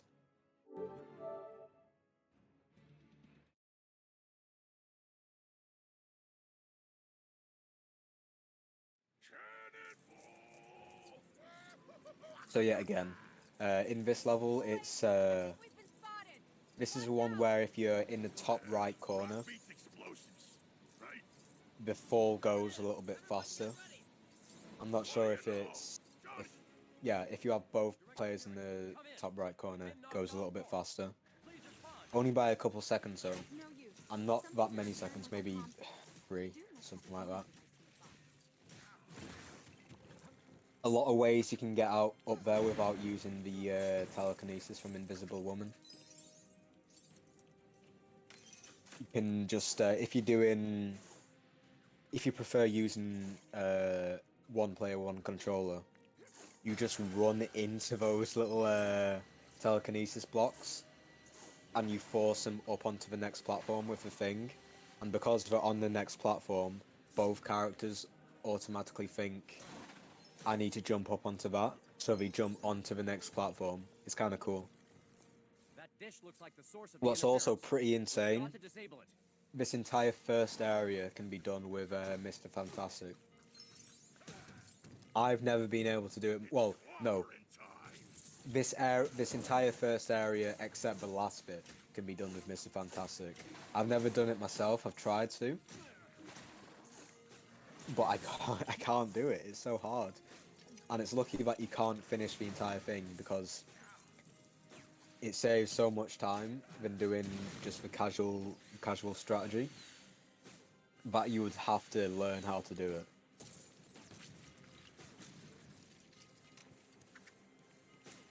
Some controller panels, like computer panels here, have some variety.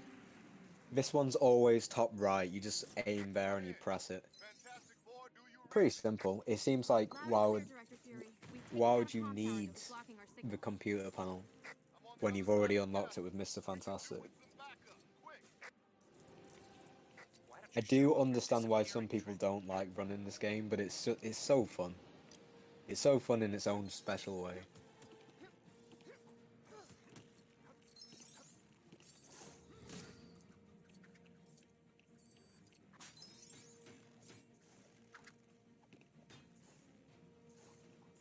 Pretty nice movement there as well. He's already at the slingshot point with, yeah, he's already up there with Mr. Fantastic. That's pretty nice.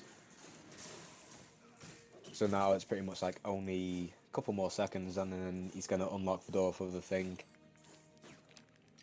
Big Benny, as I like to call him.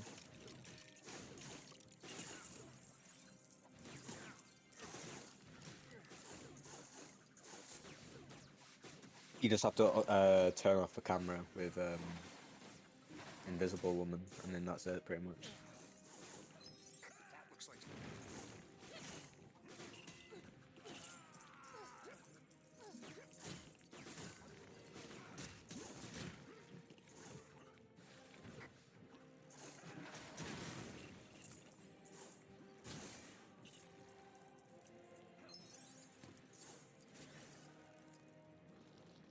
Something I used to like to do was just jump off that ledge and glide over with Mr.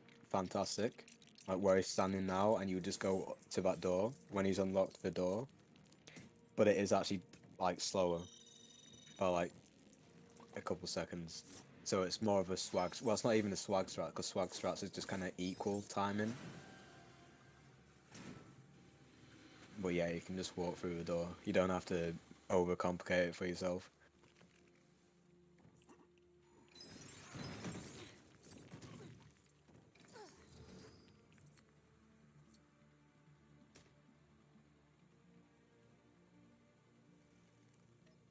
That was pretty nice as well. The reason why you don't want to charge forward with the thing there through the wall is you don't want to trigger that cutscene when you're not Invisible Woman. You want to have Invisible Woman at the door when you trigger that cutscene, so you can just walk in. Because character placements, when you're not using the character, they just kind of wander off. They don't care about you. They're gonna do their own thing. So yeah, just pretty simple. It's just about remembering who you need to be.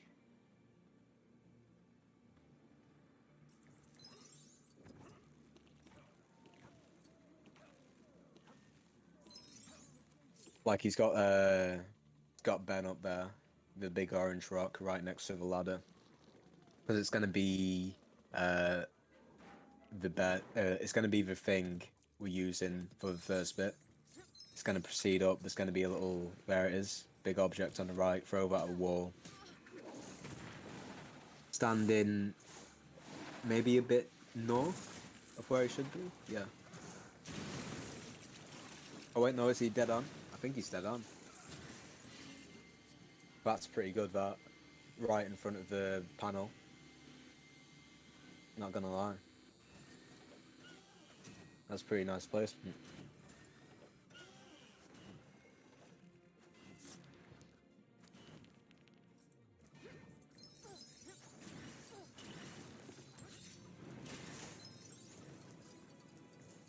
I've got bad news.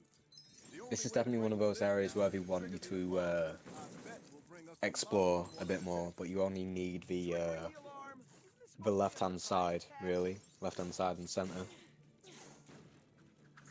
And you only need 3 characters to get up there. Human Torch for the first bit. Always got Human Torch at the standing at the door waiting where he needs to be. It's pretty nice. Next bit's Mr. Fantastic. Pretty smooth going in. No need to go any further, because you can, as soon as you get that button prompt, you just go for it. That's all right, team. Oh, forgot to mention, this level is really bad for soft locking.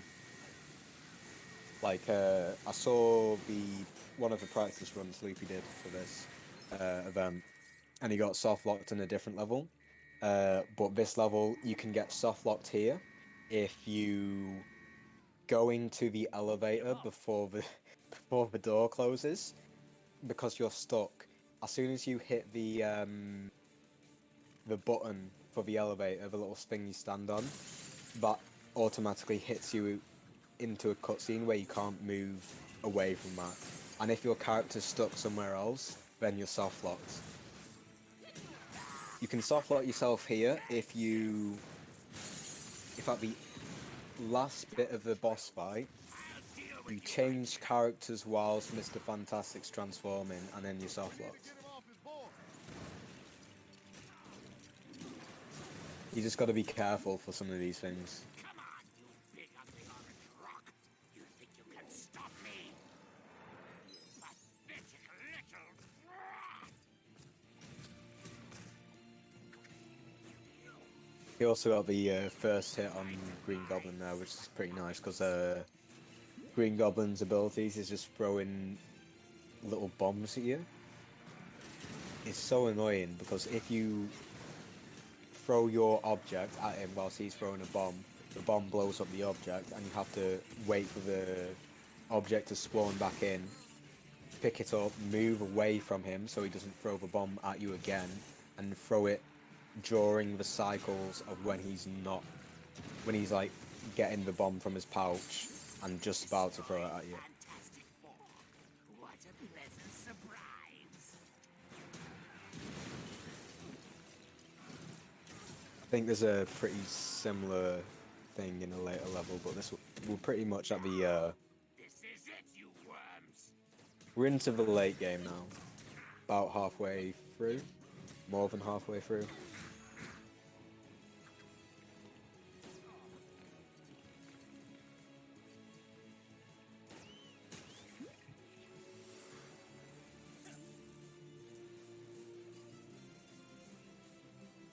I had a haircut today, and now I'm kind of thinking I kind of look like the Thing when you think about it.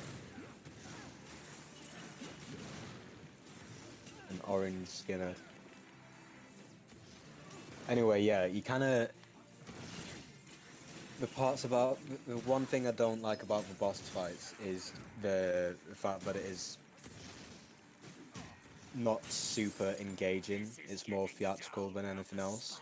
So during that bit, he was just kind of beating up enemies because that's all he can do until that window comes through. Because it's more like, okay, you hit the enemy, and now we're just going to wait around for a bit, and then once he comes back in, we're just going to hit him again. So some things we can do to make that a little bit faster, like in the second level with Dr. Octopus, where we're kind of baiting him out because that's a bit more engagement. But this one you can see it's a lot more I mean, he's a lighthouse, so it's definitely more theatrical than like some of the earlier boss fights or like the mini ones. Well, luckily we didn't get soft locked. That's nice. And let's hope we don't get soft locked at all. That would be much better.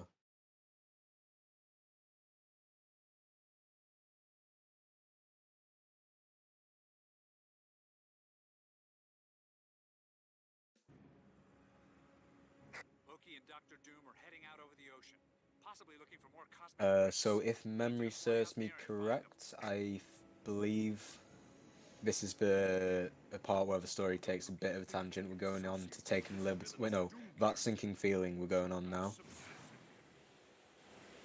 If you're not watching the cutscenes, which of course we're not going to be watching because this is no cutscenes, that is. This game makes no sense at all. Especially in the next level, we're going to be fighting Lady Liberty herself, which is kind of cool. But also not. So this is the bit where we're going underground to defeat a submarine shark, which makes 100% sense when you think about it.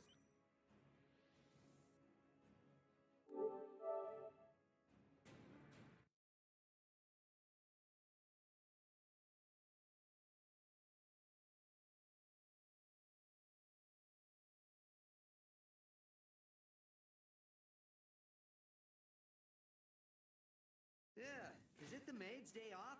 What a mess. Well,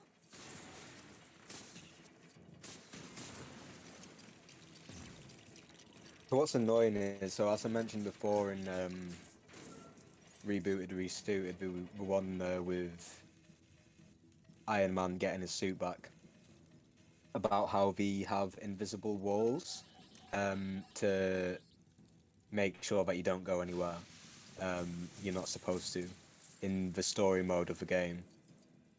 Something I found in free play is when the black screen goes on for this level, your characters are loaded in, so is the thing, and you notice that they drop down from the ceiling. So the spawn point is actually above the ceiling of this level. So and you start as Iron Man. So in free play, if you just spam the flying button, you are above the ceiling. But unfortunately, this one's a little bit more clever, and you can't spam before you're fully loaded in, which is unfortunate. Because that would, because there's a door just to the left of the MODOK boss fight that we're going to take place in about a minute or two. Which we could get to if we could just get out of the ceiling, which is a shame.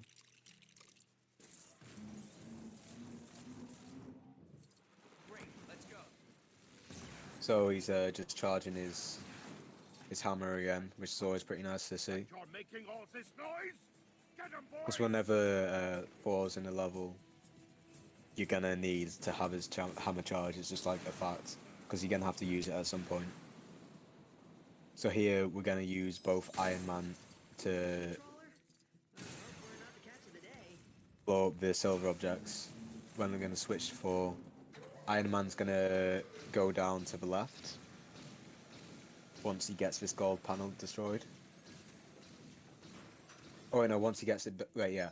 It's the Spider-Man pulls down, then you build, then it's Iron Man. That's the pattern. Spider sense is tingling.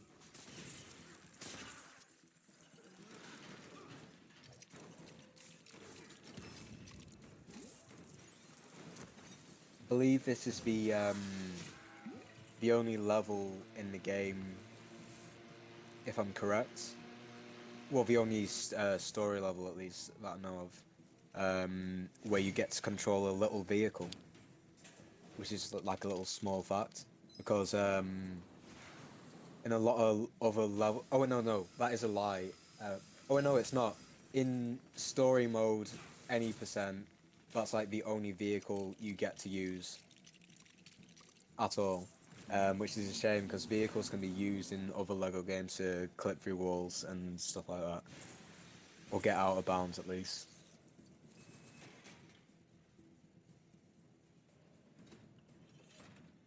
Come, Iron Man and Human Spider. Way is open. So yeah, this is another area where we don't need anyone else. We can just do this single-handedly. I am M0CUT. I am designed. I believe, yeah, you get spawned in at the back.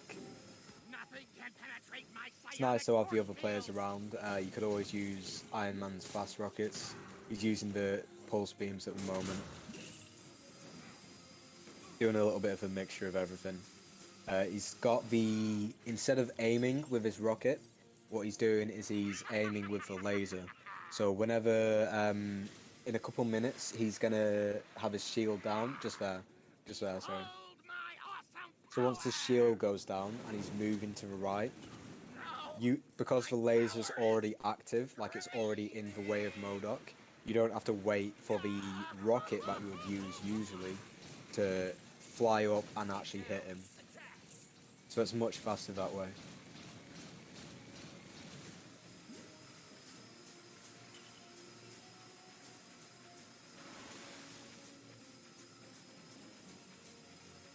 I am not done yet.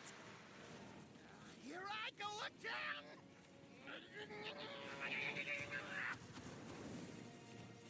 Oh no, not again. Uh-oh. No! Now what's quite strange about this level is the fact that I can't believe it consists of two areas. such a disappointment. It's this and then the next area that we're going to see to in a second or two. And there isn't another boss fight in the second area. This is the only boss fight we've got.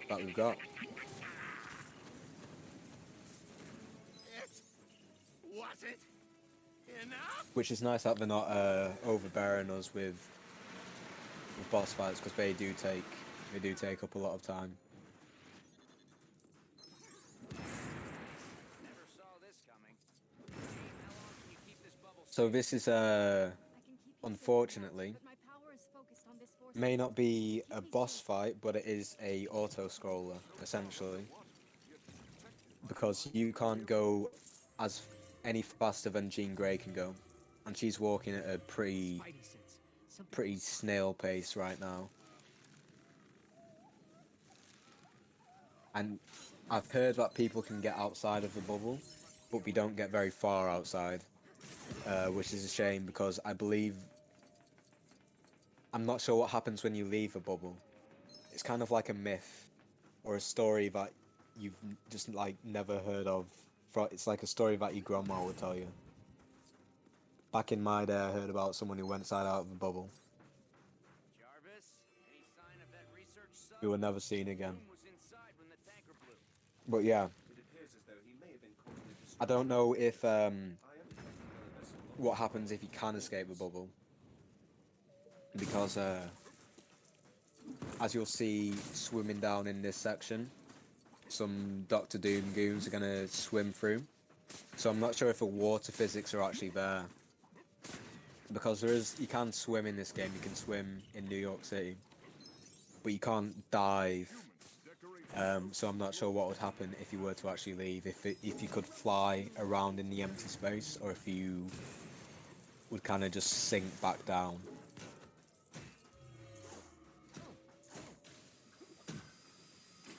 But yet again, this is pretty fast movement. Flying through it.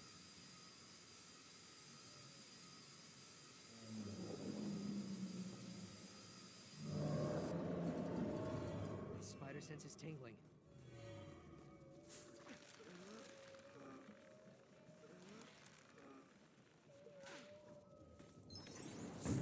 So as I mentioned before, and how when he drops down, he slams the ground and he also moves forward a bit. So luckily we can get like just a little time save, maybe 1 second, just right on the corner here. We just unfortunately he's getting hit by the enemies, but you just drop down, you'd be flying, drop down, and it would break the door open.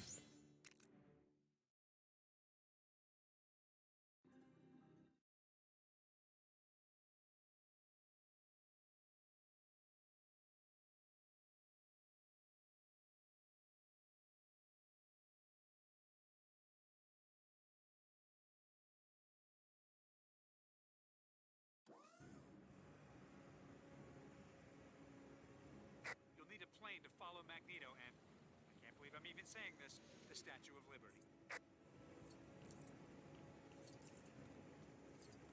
We've prepped a Hulk-proofed vehicle to take you to the Yeah, Statue again, of this is Liberty. just one way you can Wolverine will just meet you there. abandon your teammate and just proceed without him. The Hulk's just chilling up there. I hope those guys are all right. All we have to do is just Must hop be weird inside seeing a something bigger Quinjet, and greener then than that's it. yourself stomping around That's for a change. Hey, Bruce? So yeah, some of the intermissions, definitely more process power in your brain is going on.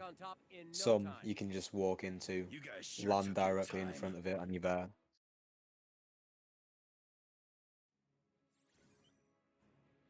So, if you remember, when was it?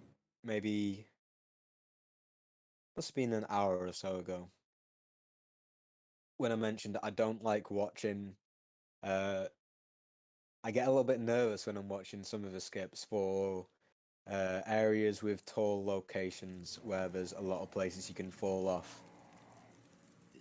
That pretty much sums up the third area of this level, because it's just a big staircase with a lot of areas you can fall off.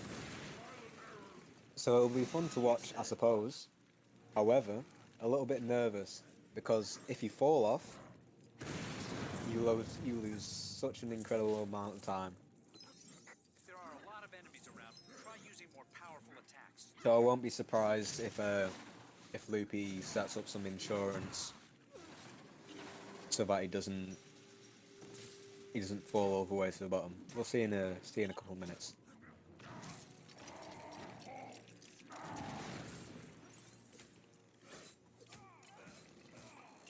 Now, more than likely here, Sorry, you're going to see the characters wandering around a bit, the ones that you're not using. So you're going to use Hulk and Wolverine first, yeah? Wolverine's just going to stand there because as soon as that is released, he can now climb across the wall. Hulk will just stand at the bottom there.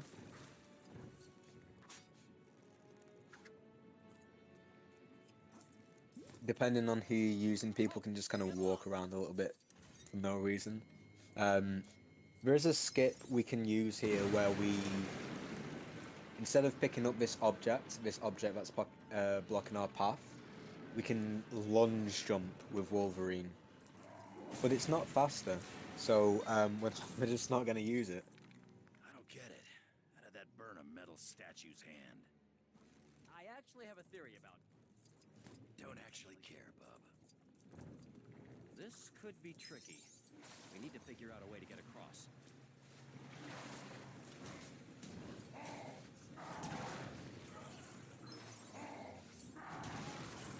So it's good that he's using Hulk just here to get rid of the enemies at the end of the gate, the end of the room. Sorry, because those can cause a little bit of trouble if you just kind of leave them to be. They'll just knock you off your button placement here, to open the elevator door. So once it's all set up for you, you have to you do have to make sure you are using one of your characters as for Hulk, because if he's just like an NPC, he won't go through the elevator door himself. He needs to be guided through by your hand. You're gonna see a pretty... and you're gonna see a nice skip at the end of this area. I'll say that much. Mr. Fantastic's just gonna follow these two characters. We don't have to worry about him getting locked up behind. We can leave Wolverine though. He's probably gonna switch from Wolverine to Mr. Fantastic. Yep. So, two ways of doing this skip. I think he's going to do the safest option, perhaps. Yeah, he's going for the best way to do it. You can do this single player, or you can do it the way he's doing it right now. So what we're going to do, jump on the railing, jump on the wall that the Hulk's landed, get a lot more extra airtime that way. Because what you can do is you can jump from the railing and around. Because of how slow he's gliding, you don't get that fast turn. So standing on top of that wall that the Hulk's pulled up, so much more airspace that you can use, and so much more time you have to glide. So it doesn't get it first try, but that's so understandable because it's honestly kind of hard to do. Beginning our attack run now.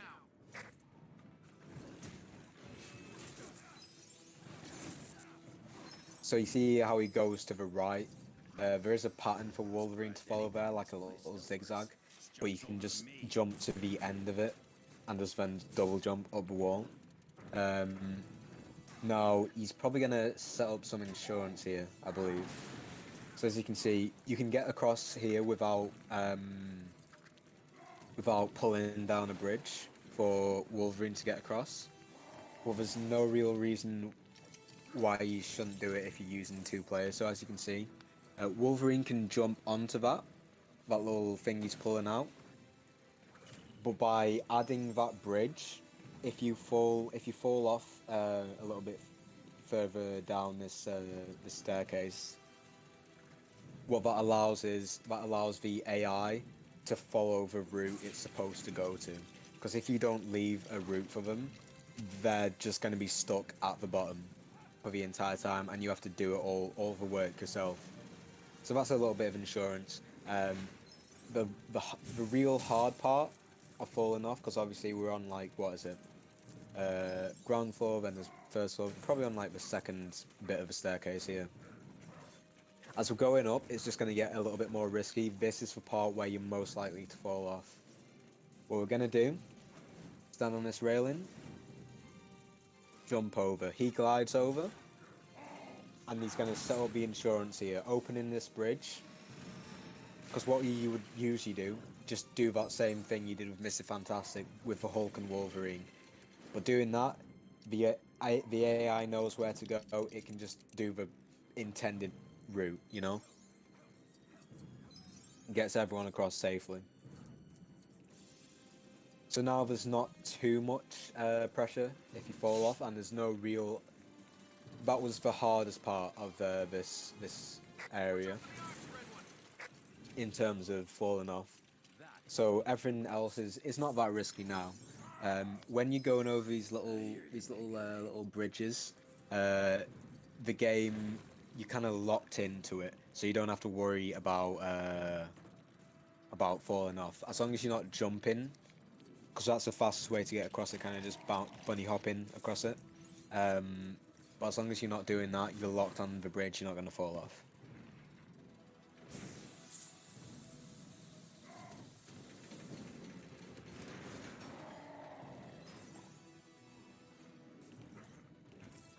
You can fall off here. Yeah, he fell off here. Yeah. He did the same thing in practice run. Oh, sorry, got a little hiccup there. Did the same thing in practice run. There's just so many holes in this map. It's unbelievable. Like you wouldn't think there was a hole on the left of the staircase, but there is. So sometimes, as much as you want to cut corners, it is just safer to follow as tight as you can to the path. Just to stay a little bit of time, that's all.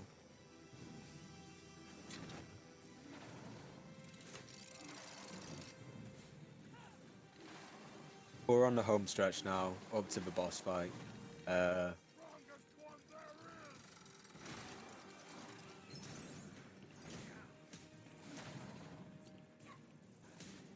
Strafes around the enemies there. Greetings. I am the Mind's Master. You can call me Mastermind. I have the only truly unbeatable mutant power to control your mind.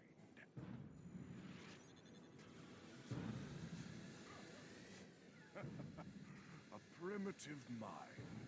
So easy to control. No! You can't turn me into a monster. I won't let you. I think this is the longest level. When I think about it. Because there's only one really nice skip that you can do.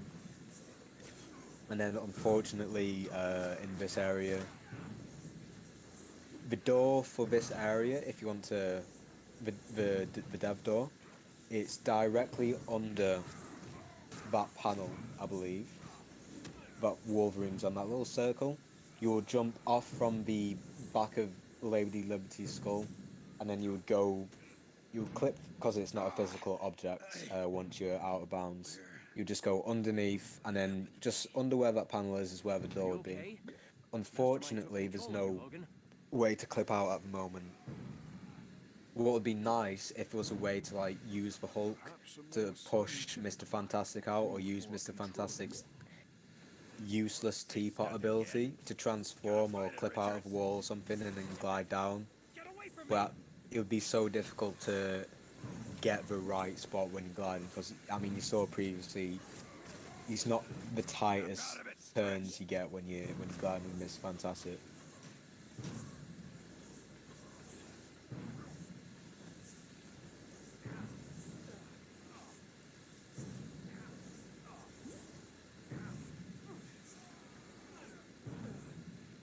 Bombing as fast as you can to get rid of that. I guess you'd call it a mind beam, maybe telekinesis. No, telepathy beam. Whatever you call it, you just spam through it to get rid of it as fast as you can. So like both hands on that same controller.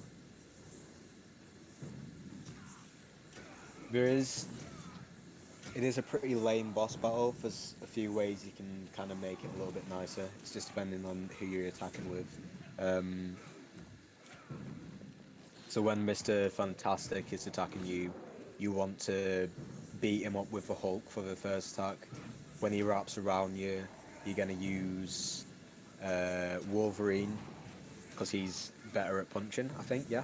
And then when it's Wolverine attacking you, you're just using the Hulk, no Mr. Fantastic.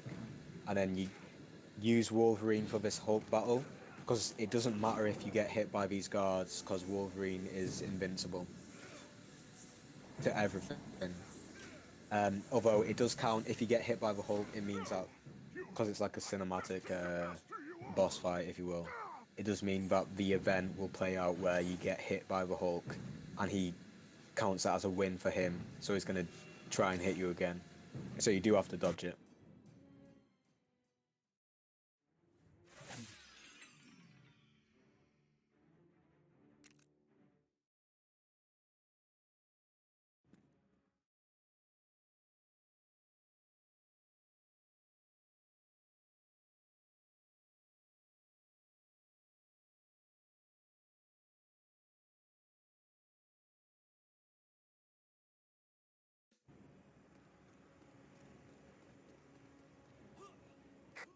This next level, I believe Jurassic World kind of came out really close. Lego Jurassic World, that is, came out really close. Jurassic Park, sorry, came out really close to this game. So I'm assuming they might have used a few assets from this level, because there's going to be a lot of dinosaurs.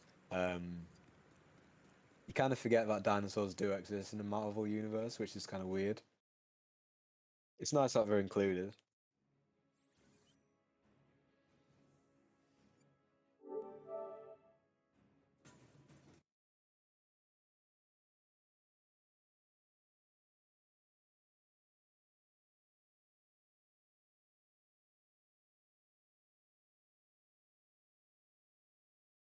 believe there's a way to go without using the thing here for the first section, but we are going to need to use him for a skip later on in this first section. So unfortunately, he's kind of useless at this point. Just gonna use this big old pump to get him out.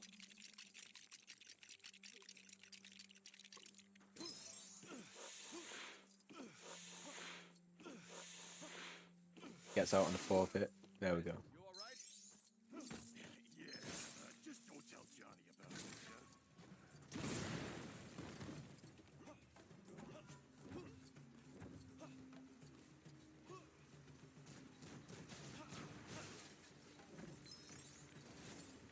Pretty nice way to destroy the turret there. You could either ground pound it with the thing or block it with Captain America. I suppose a faster way you could do it is maybe block with Captain America, take one hit of damage with the thing, and then as soon as it's blocked with Captain America's shield, you can grab onto it. Never done it myself.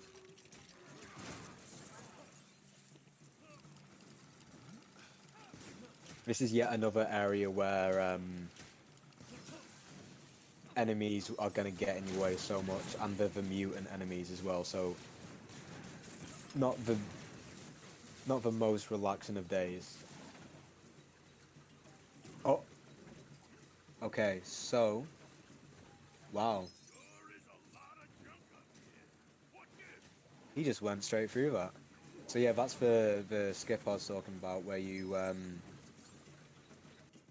jump on top of the post that's creating the electricity gate, and then you just jump up, and then you rip the door off with the thing instead of using Captain America to make like a little to deactivate the gate. But one problem is if you get a bit too close to the gate, the electricity is gonna damage boost you off the cliff. So it was pretty nice that he got that first try. That was pretty cool.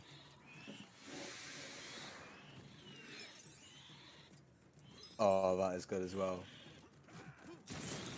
Standing directly in front of the little staircase there.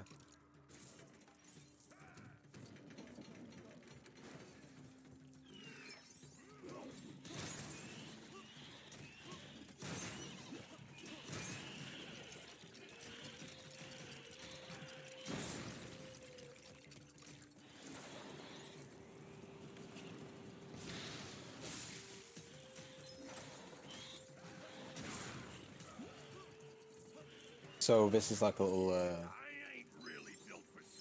gonna jump halfway, ooh, misses it. So the reason why he's jumping halfway through, ooh, he's going a little bit further than halfway through, is because, as you can see, it's not the fastest shimmy that you get in the game. Maybe you could drop down now, you could drop down now, yeah. It's not the fastest shimmy you get, so if you start at the beginning, it's going to take a little bit, it's going to take quite a while to cross the entire thing. So if you just kind of jump halfway through, grab onto it, drop down, maybe just when you're reaching those purple flowers, then you just save like a little bit of time. It's pretty nice.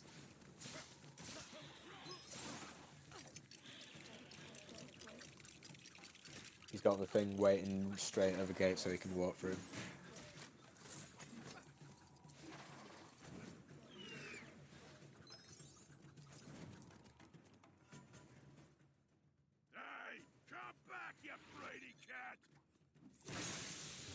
Quick, we must find a way to follow Magneto.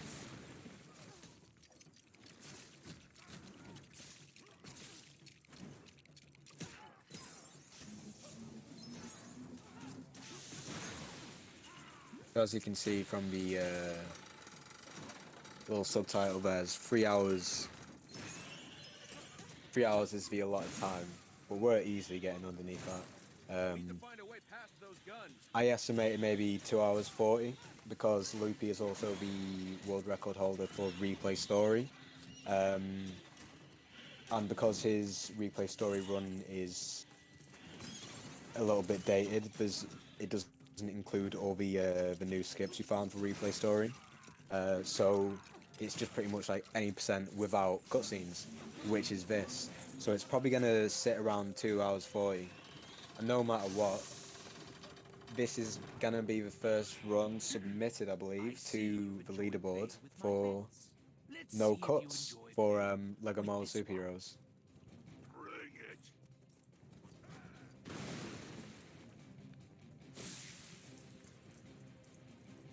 Why'd you come after me here?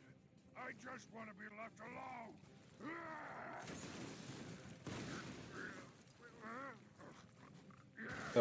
So similar to the very first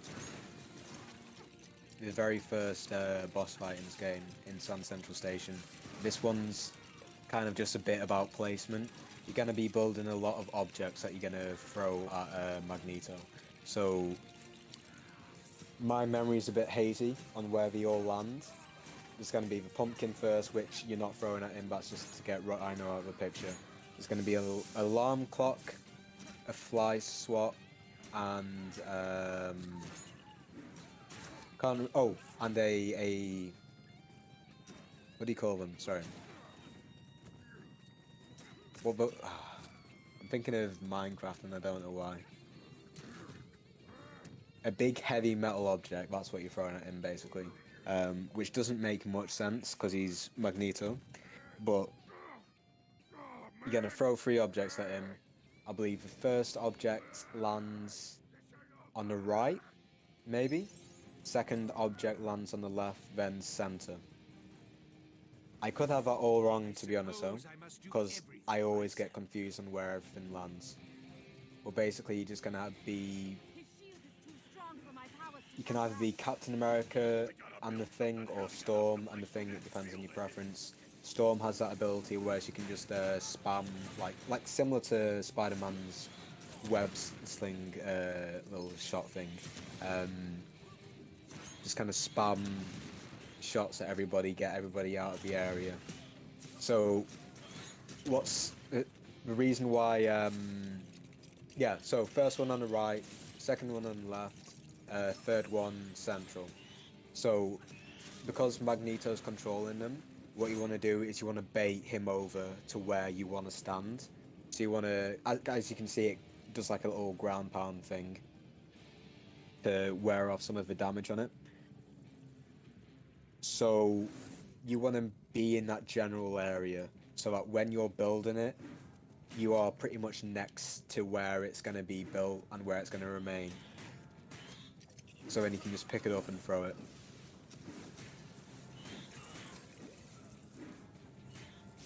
So the next one, I believe, is the alarm clock, yep. So that's going to be left. I believe it might be built on top of one of those leaves. I know that sounds a bit vague. But you just kind of have to look out for that one specific spot that it gets built on top of. I have to correct myself there, it got built on top of the end of a twig.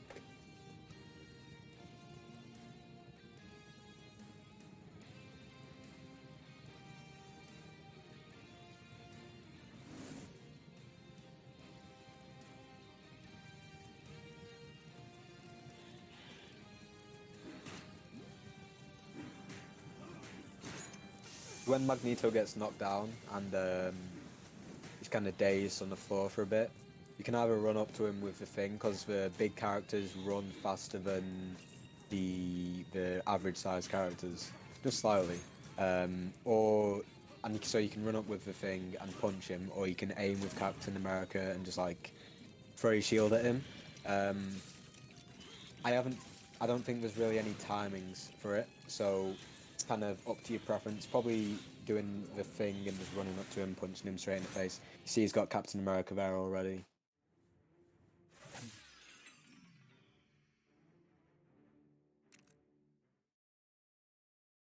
Two steps ahead.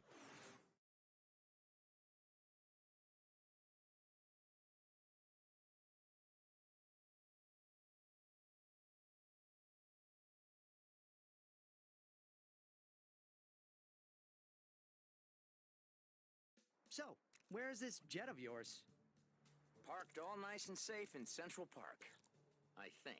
So it's going to drop out one of the characters here, I'll be honest, my head's still and kinda essentially by flayed from doing our that, trip in the the other fort. character will just fast travel Submarine. to Lady the Liberty first shot a character's few brain location, cells loose. and he's gonna he's gonna fast travel as close as he can get. I think that is the only fast travel point in We need you to follow those villains into Central orbit. Park, to be honest. So not really any closer you can get to the pond. So once we fast travel, going over to the pond, I believe it's Spider-Man used first. So just kind of don't look in a general direction. You see how he's heading off? Then you just change character and Spider-Man's right next to you. What I wonder is he gonna do the cool thing where you stand on top of the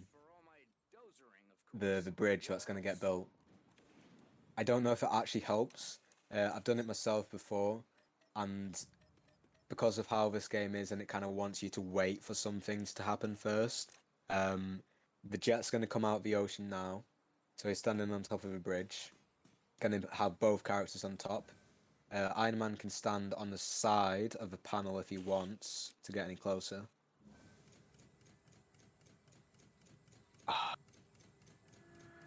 So yeah, those little panels on the side, you can put each character on the side of those, but I don't think it actually helps. I think what the game wants you to do is be stood where Loopy's standing right now, walk down the promenade, if you will, and then walk up to the jet and get in, because I think if it thinks you're already there, it doesn't know what to do, and you have to walk back down, walk back up for it to register. So hopefully when he walks down right now, and I think you might have to get in with Iron Man, I'm not sure. I'm not sure if it's like a little bit weird like that. Now I remember. But hopefully when he walks down now, he should just be able to hop in the jet, no worries. Yeah, it might have to be, I think it, as you can see, he's jumping around. It might have to be Iron Man that gets into the Stark jet. I haven't myself known Spider-Man. Yeah, he's okay. You just have to wait around a bit, unfortunately.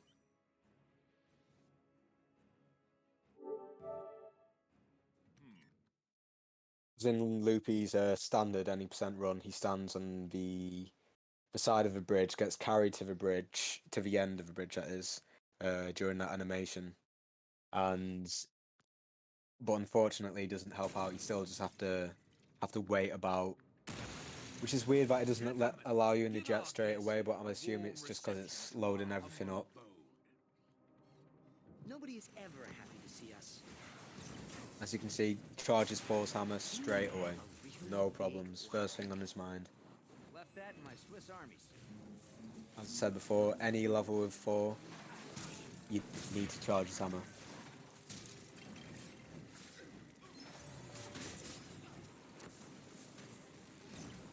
So this is a magnetic personality. Next up is a Doom with a View, and then the Good, Bad, and the Hungry, and that's going to be the run over after that. So we're making pretty good time here. Pretty good time, I have to say.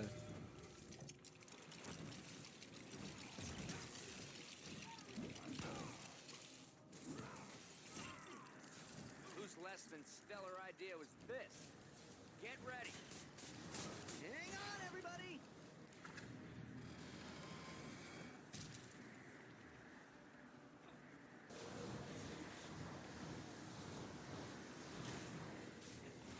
Reckless mortals.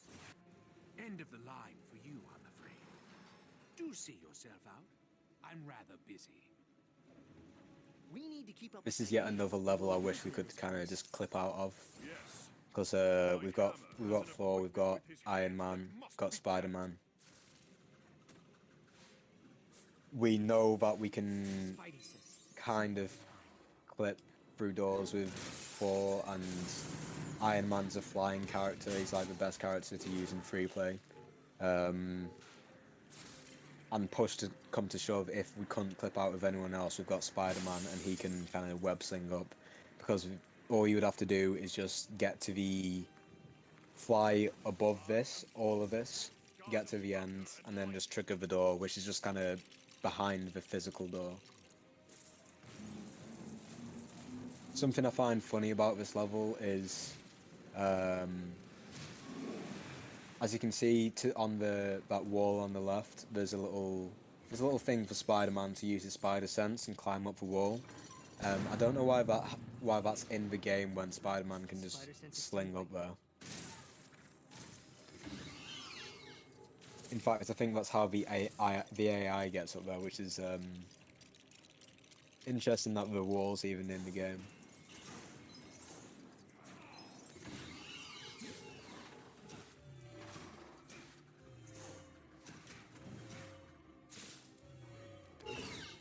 So is you?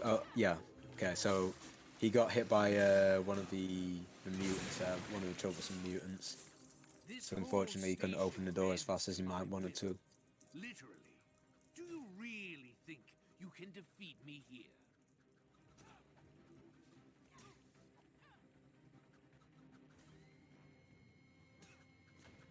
So that just that door on the right, all you would have to do is just kind of stand behind that door, and that's how you would trigger the next area level.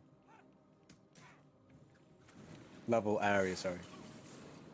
Get my tongue twisted here.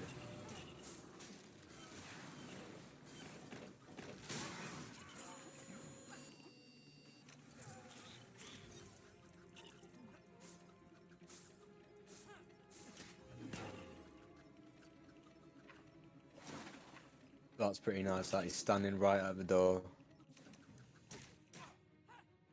with Spider-Man. Opens it with Iron Man. Don't even have to walk with Iron Man, just go straight through. And you're in. You leave me no choice. So, This will yeah. The invincibility thing where you can just aim and you're invincible to everything. You could use that here, because this is one of those ones where it is just a lot of waiting. I believe the pattern is he's going to throw 3 objects. That's going to make Iron Man's iron. Iron Man will throw that iron at Magneto, and then that's one of the first hits done. But then I believe it might be possibly it might be 6 objects to build the next object, and then another 6 for the last one. It's an iron for Iron Man, a pumpkin for 4, and I think it's a washing machine for Spider-Man. But it's just this. I think this fight is at least 5 minutes or something like that, or at least 4 minutes maybe. And there's not really any way to do it faster than just... because it's mostly just waiting around for this one, unfortunately. Not good enough.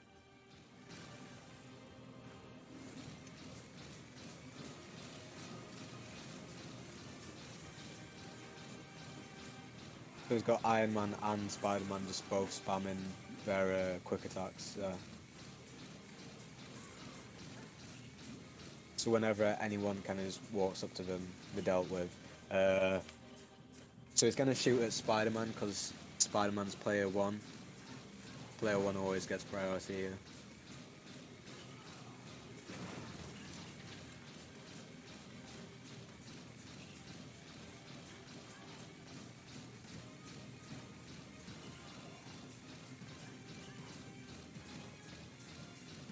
Thor's hammer is charged for the final object that will get thrown. That's a washing machine, because he has to charge the washing machine first, and Spider-Man will throw it. But for the pumpkin, he doesn't need it to be charged. Yeah, I think it might just be 3 objects for the pumpkin, and then it's going to be 6. It's going to be... what was it? It's going to be three objects first, then he's going to pull out the chainsaw, mess around with that a bit, and then I think you might throw the other 3 objects, and then you build the washing machine. One thing to watch out for is for mutants. You kind of stand near those propane tanks there. The ones with telekinesis can throw it at you. You could also blow it up to get rid of them, but you have to watch out for mutants with electricity and mutants with the ice beam power here. That's all. I believe when Magneto uses a chainsaw, if you're standing on, where you're standing where he's standing, in that kind of beige band, you're pretty much safe. Pretty much extends out to the pink circle there.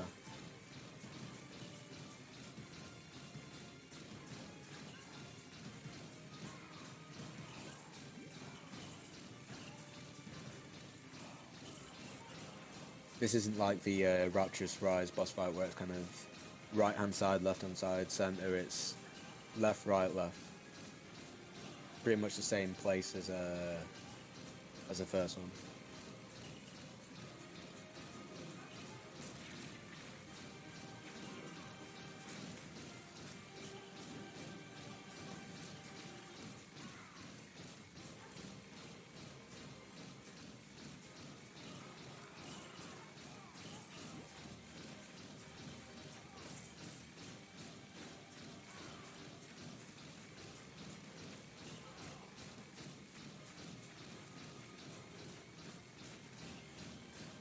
So yeah, unfortunately, just a bit of waiting for this.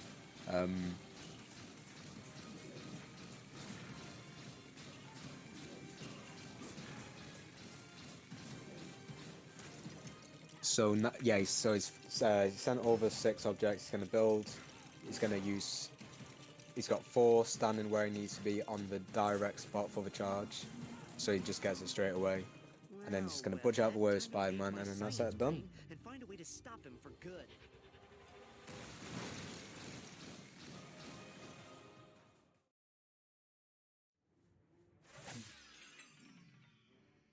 So what's a little bit, what I'm nervous for at least, is that I hope he doesn't get soft locked, because he got soft locked in this level beforehand. This is a Doom with a view. Never seen it happen before. He got stuck on a push wall with Spider-Man. Never ever seen it before. It might be the first time it happened to anyone. Fantastic Four, Maybe we not, need you on the helicarrier right but away. definitely the first time Can't I've explain seen the it. situation over our comms, but it isn't good. Please get here as soon as you can.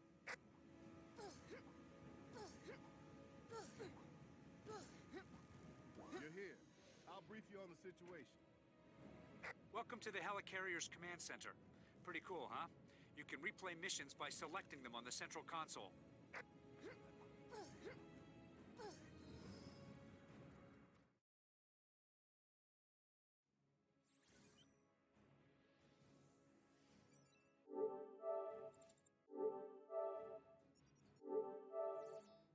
Will be a few bits of parkour in this level.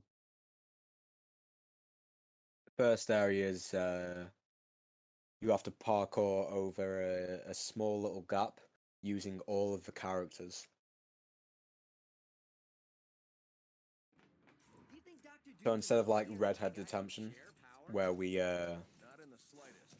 only jump over a gap with like 1 character or 2 characters, here he's gonna do this 3 times over. Something close by. And he has to do it quickly because there's a ladder on the other side which the AI will use to get back to the other side, because obviously that's where he's supposed to be. So when he switches over, what tends to happen is he climb up that ladder and then he just go over to the other side.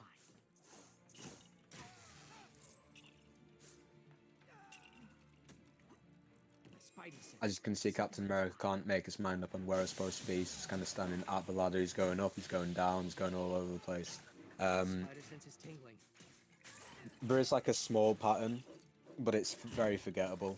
So you want to do the thing first, then I believe after you open the door, it's Captain America next, and then is it Storm after Captain America, I believe. Oh wait, no, I tell you what, I think it might be the Thing, Storm, then Captain America.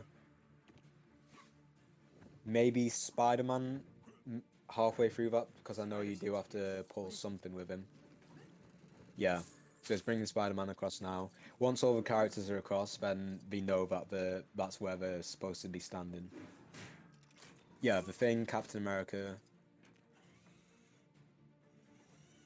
Storm? Question mark? No, Spider-Man. Okay, okay. Whoever designed this place didn't have safety in mind.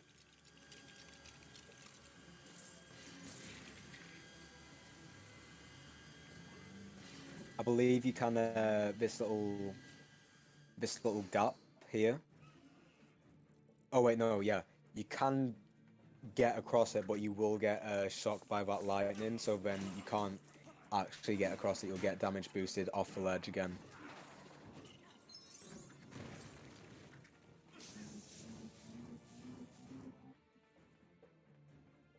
This level's pretty hectic because it has 4 characters. I mean, it's not as hectic as, say, Doctor in the House, where you have 6 at one point. But it does get a little bit annoying switching between characters. Or characters getting in your way as well. Because you have to remember that there's 4 characters on screen, and then you've also got enemies that will eventually show up. So this is like a little bit... It's kind of parkour, it's kind of not. What we're just trying to do here is just jump over the turrets. He's already up there with Spider-Man as well. Eventually, the other characters will just follow you as well, once you do what you're supposed to do. Oh, as you saw there, yeah, he's addressing it now. So the Thing is so chunky that he will just get stuck between the 2 turrets, so you do have to watch out for that.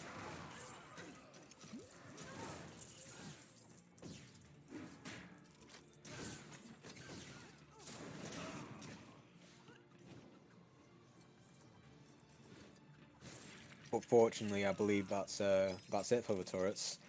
For the tunnel, at least. There will be some in the end of this area.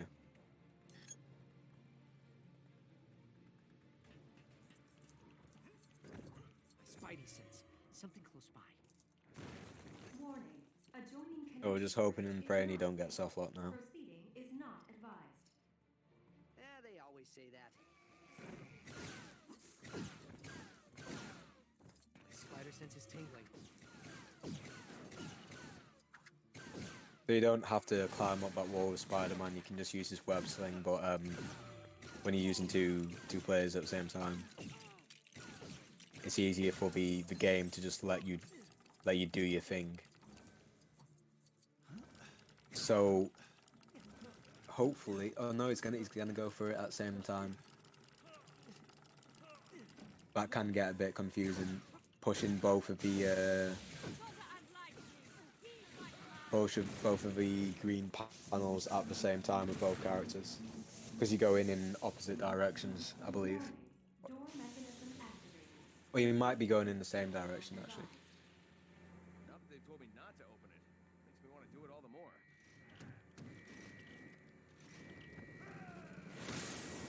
Hang on, everybody! Stick together! I guess the door lady wasn't joking! Maybe we should have thought this through. So yeah, just like last time, this is another space tunnel. So because you can't physically dive because it's not in the sky. It's just going to do all the work for you. You can't really go any faster than this. Luckily, it's fairly short. Really a setback. You cannot Not like the stop ones me which now. introduce you to levels.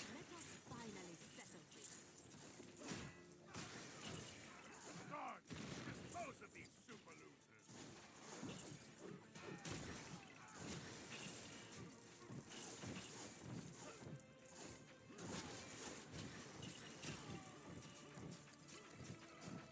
So yeah, got both characters at the door, in which the enemies spawn at. That way, that's just the fastest way to get rid of them all. You're doomed! Pretty much just spawn camping.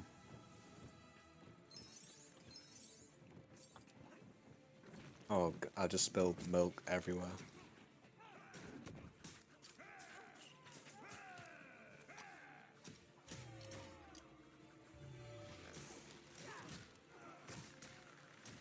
So yeah, you're not really gonna need Storm for this at all.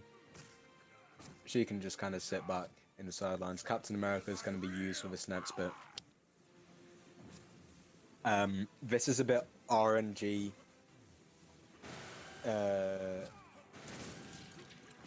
centric, I suppose. Not really, but what can happen is, depending on how you approach the shield panel,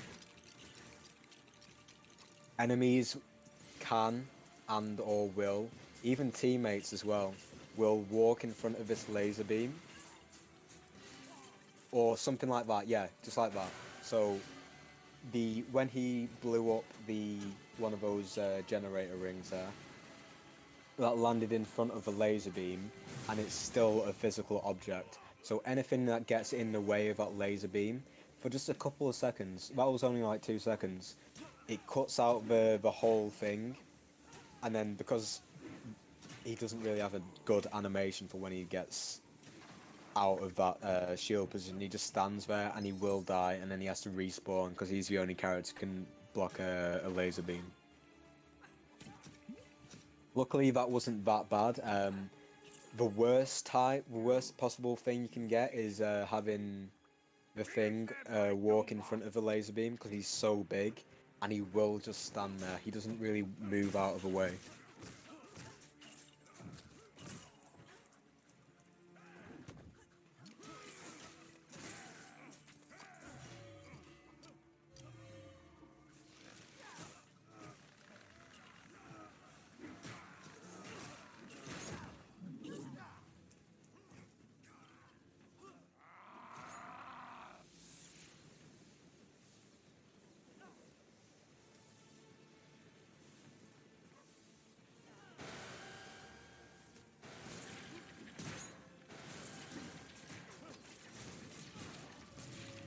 So let's just hope it doesn't happen again for this one.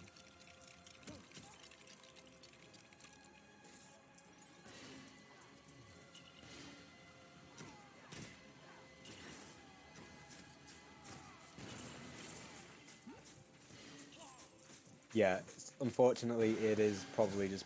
It's more likely to happen than it is to... Oh, that's unfortunate. Got a lot of characters in the way there. He's using Spider-Man to get rid of them all, which is just a really good strat. In fact, Spider-Man could possibly even block any objects that fall down. How is this happening? No one defeats Doom!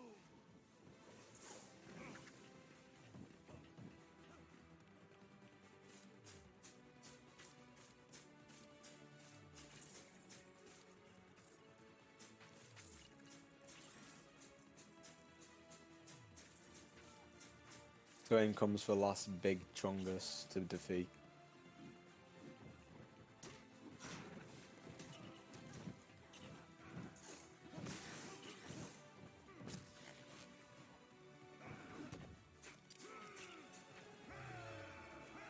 Sometimes depending on where the Doombot's standing. Oh, that's unfortunate. Yeah, depending on where the Doombot's standing, it can be a bit tricky to hit him. For no real reason. It just kind of depends where he lands once you get that first punch in.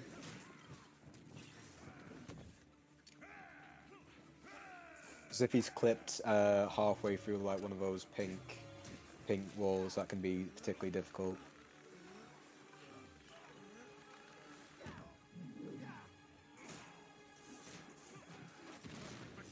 And that can happen on any of the 3 Doombots that come through from outer space.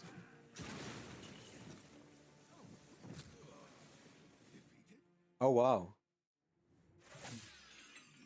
So yeah, he just punched him before he can use mind control or anything. That's really nice, that. So just like the Mandarin, Doctor Doom would just use telekinesis on someone, or like Loki did, just take control of him for a bit so you can't use that character, meaning you have to use the other one. But he just used one character, just perfectly timed it. And then that was that over. So now now it's the last level, the good, bad, and the hungry. We have to do a very small intermission before that. Pretty simple. It's just walking in a straight line. Probably going to use Abomination, I'm assuming, because Abomination's a big character, therefore walks faster than Magneto. Magneto has a hovering ability, but I don't think it's actually that fast. So probably going to just run up with Abomination. Reason he dropped out with Thor there, or Iron Man, or one of the characters, is because when he's going to run to the end of this, there's going to be a cutscene when he walks up to the Doom Jet. And once he walks up to the Doom Jet, Magneto will spawn directly behind him. So we're using the fastest character. Once the cutscene comes in, Magneto's just going to be there. It's either this or become Galactus, remember? So let's just find Doom and get this over with. So yeah, he's just going to turn around a bit. There we go. And then he should be able to... You'll see Magneto in a quick second. Just behind him, there we go. So, the last level can be a little bit stressful in some senses, but it's really depends on the cycles of what Galactus is doing. Galactus has 3 main attacks, I believe. He's going to shake the ship up, shake the helicarrier up. He's going to rain down little Galactus meatballs, I suppose, whatever you want to call them. And then he's got oh no, he has 4 attacks. So he can shake the helicarrier, send down those purple meatballs, use a laser, and just try and suck everyone up like a vacuum. So yeah, when he shoots here, it goes in slow motion. A faster way to do that than picking up the little object there with the thing. The thing has, and all big characters do have it. They have like a sound clap or they rip the ground up in a straight line. So instead of picking it up, what you can do is you can rip some of the ground up in a straight line, and then that can break that object on the turbine there. What's essential is that you getting everyone in the space you need to be before stuff like this happens. So you see, it was only a second out there, just 1 second. If he got to the computer panel just before then, he could have been hacking the computer whilst that was happening, because sometimes you can do certain things when Galactus is attacking you. Not pretty handy. Now, maybe there's a way we can use those blades to attack Galactus. So both hands on controls here, I'm assuming. Fast as you can, spamming that button. So what you want to do during this is make sure Iron Man's ready. Which he is. Oh no, yeah, sorry, you want to switch over to Iron Man. You're going to blow that up first. And then when that's loading, you're going to... Oh, he uses the Human Torch. Because he's just that good. Yeah, I kind of forgot about that.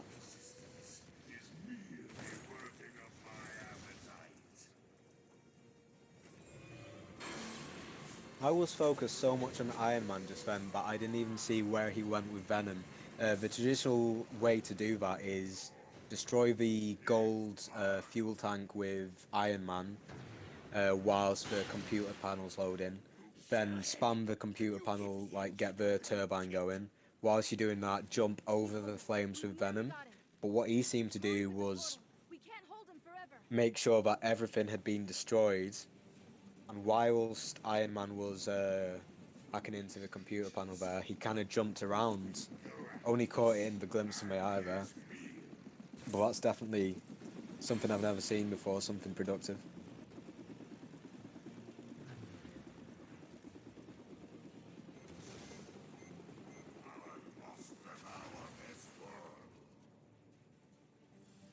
I definitely saved some time from the first area of the helicarrier.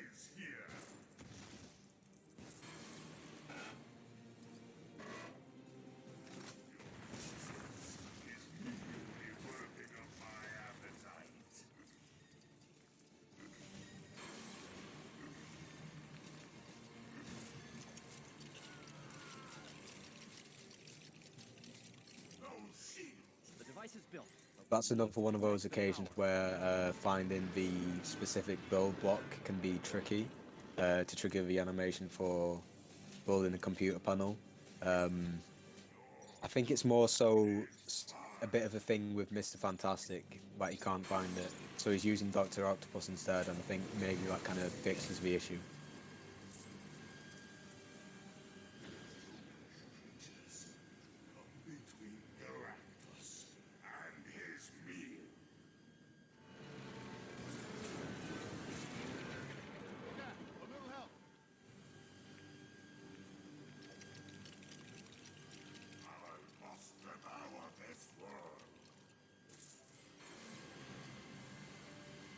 Cycle's pretty good, gets there before the laser beam comes in, so he's invincible to the laser beam now. Just use your steady hands whilst you're shooting into the black hole just behind Galactus for some reason. Saving the world at last, but not the way I intend. Those shields will protect you forever. So yeah, this one's just all about positioning again. This is just the last area, last level. Build straight away. He's probably going to switch to Magneto and Cyclops. Yep. So Magneto's going to hold down. Oh, that's cool. So instead of... So he cancels getting taken up in Galactus's big suck there by aiming with Cyclops. That way he could destroy the gold debris earlier. And that's it. Hold on, that's almost it. All he has to do. Destroy this quick object, build it.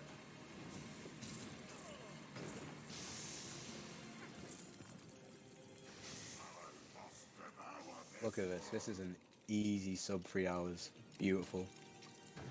Then the cutscene's going to happen. You can still technically move during this cutscene. Sometimes I think in the individual level you can stop the timer here, but yep, that's it. Well done, Luffy.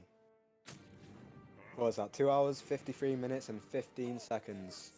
A new world record for any % no-cuts LEGO Marvel superheroes. I hope everyone's enjoyed themselves. It's been very eventful. I believe Harry Potter Years 1 to 4 is up next. So yeah, that's going to conclude this run. And I'll see you later. Thank you very much.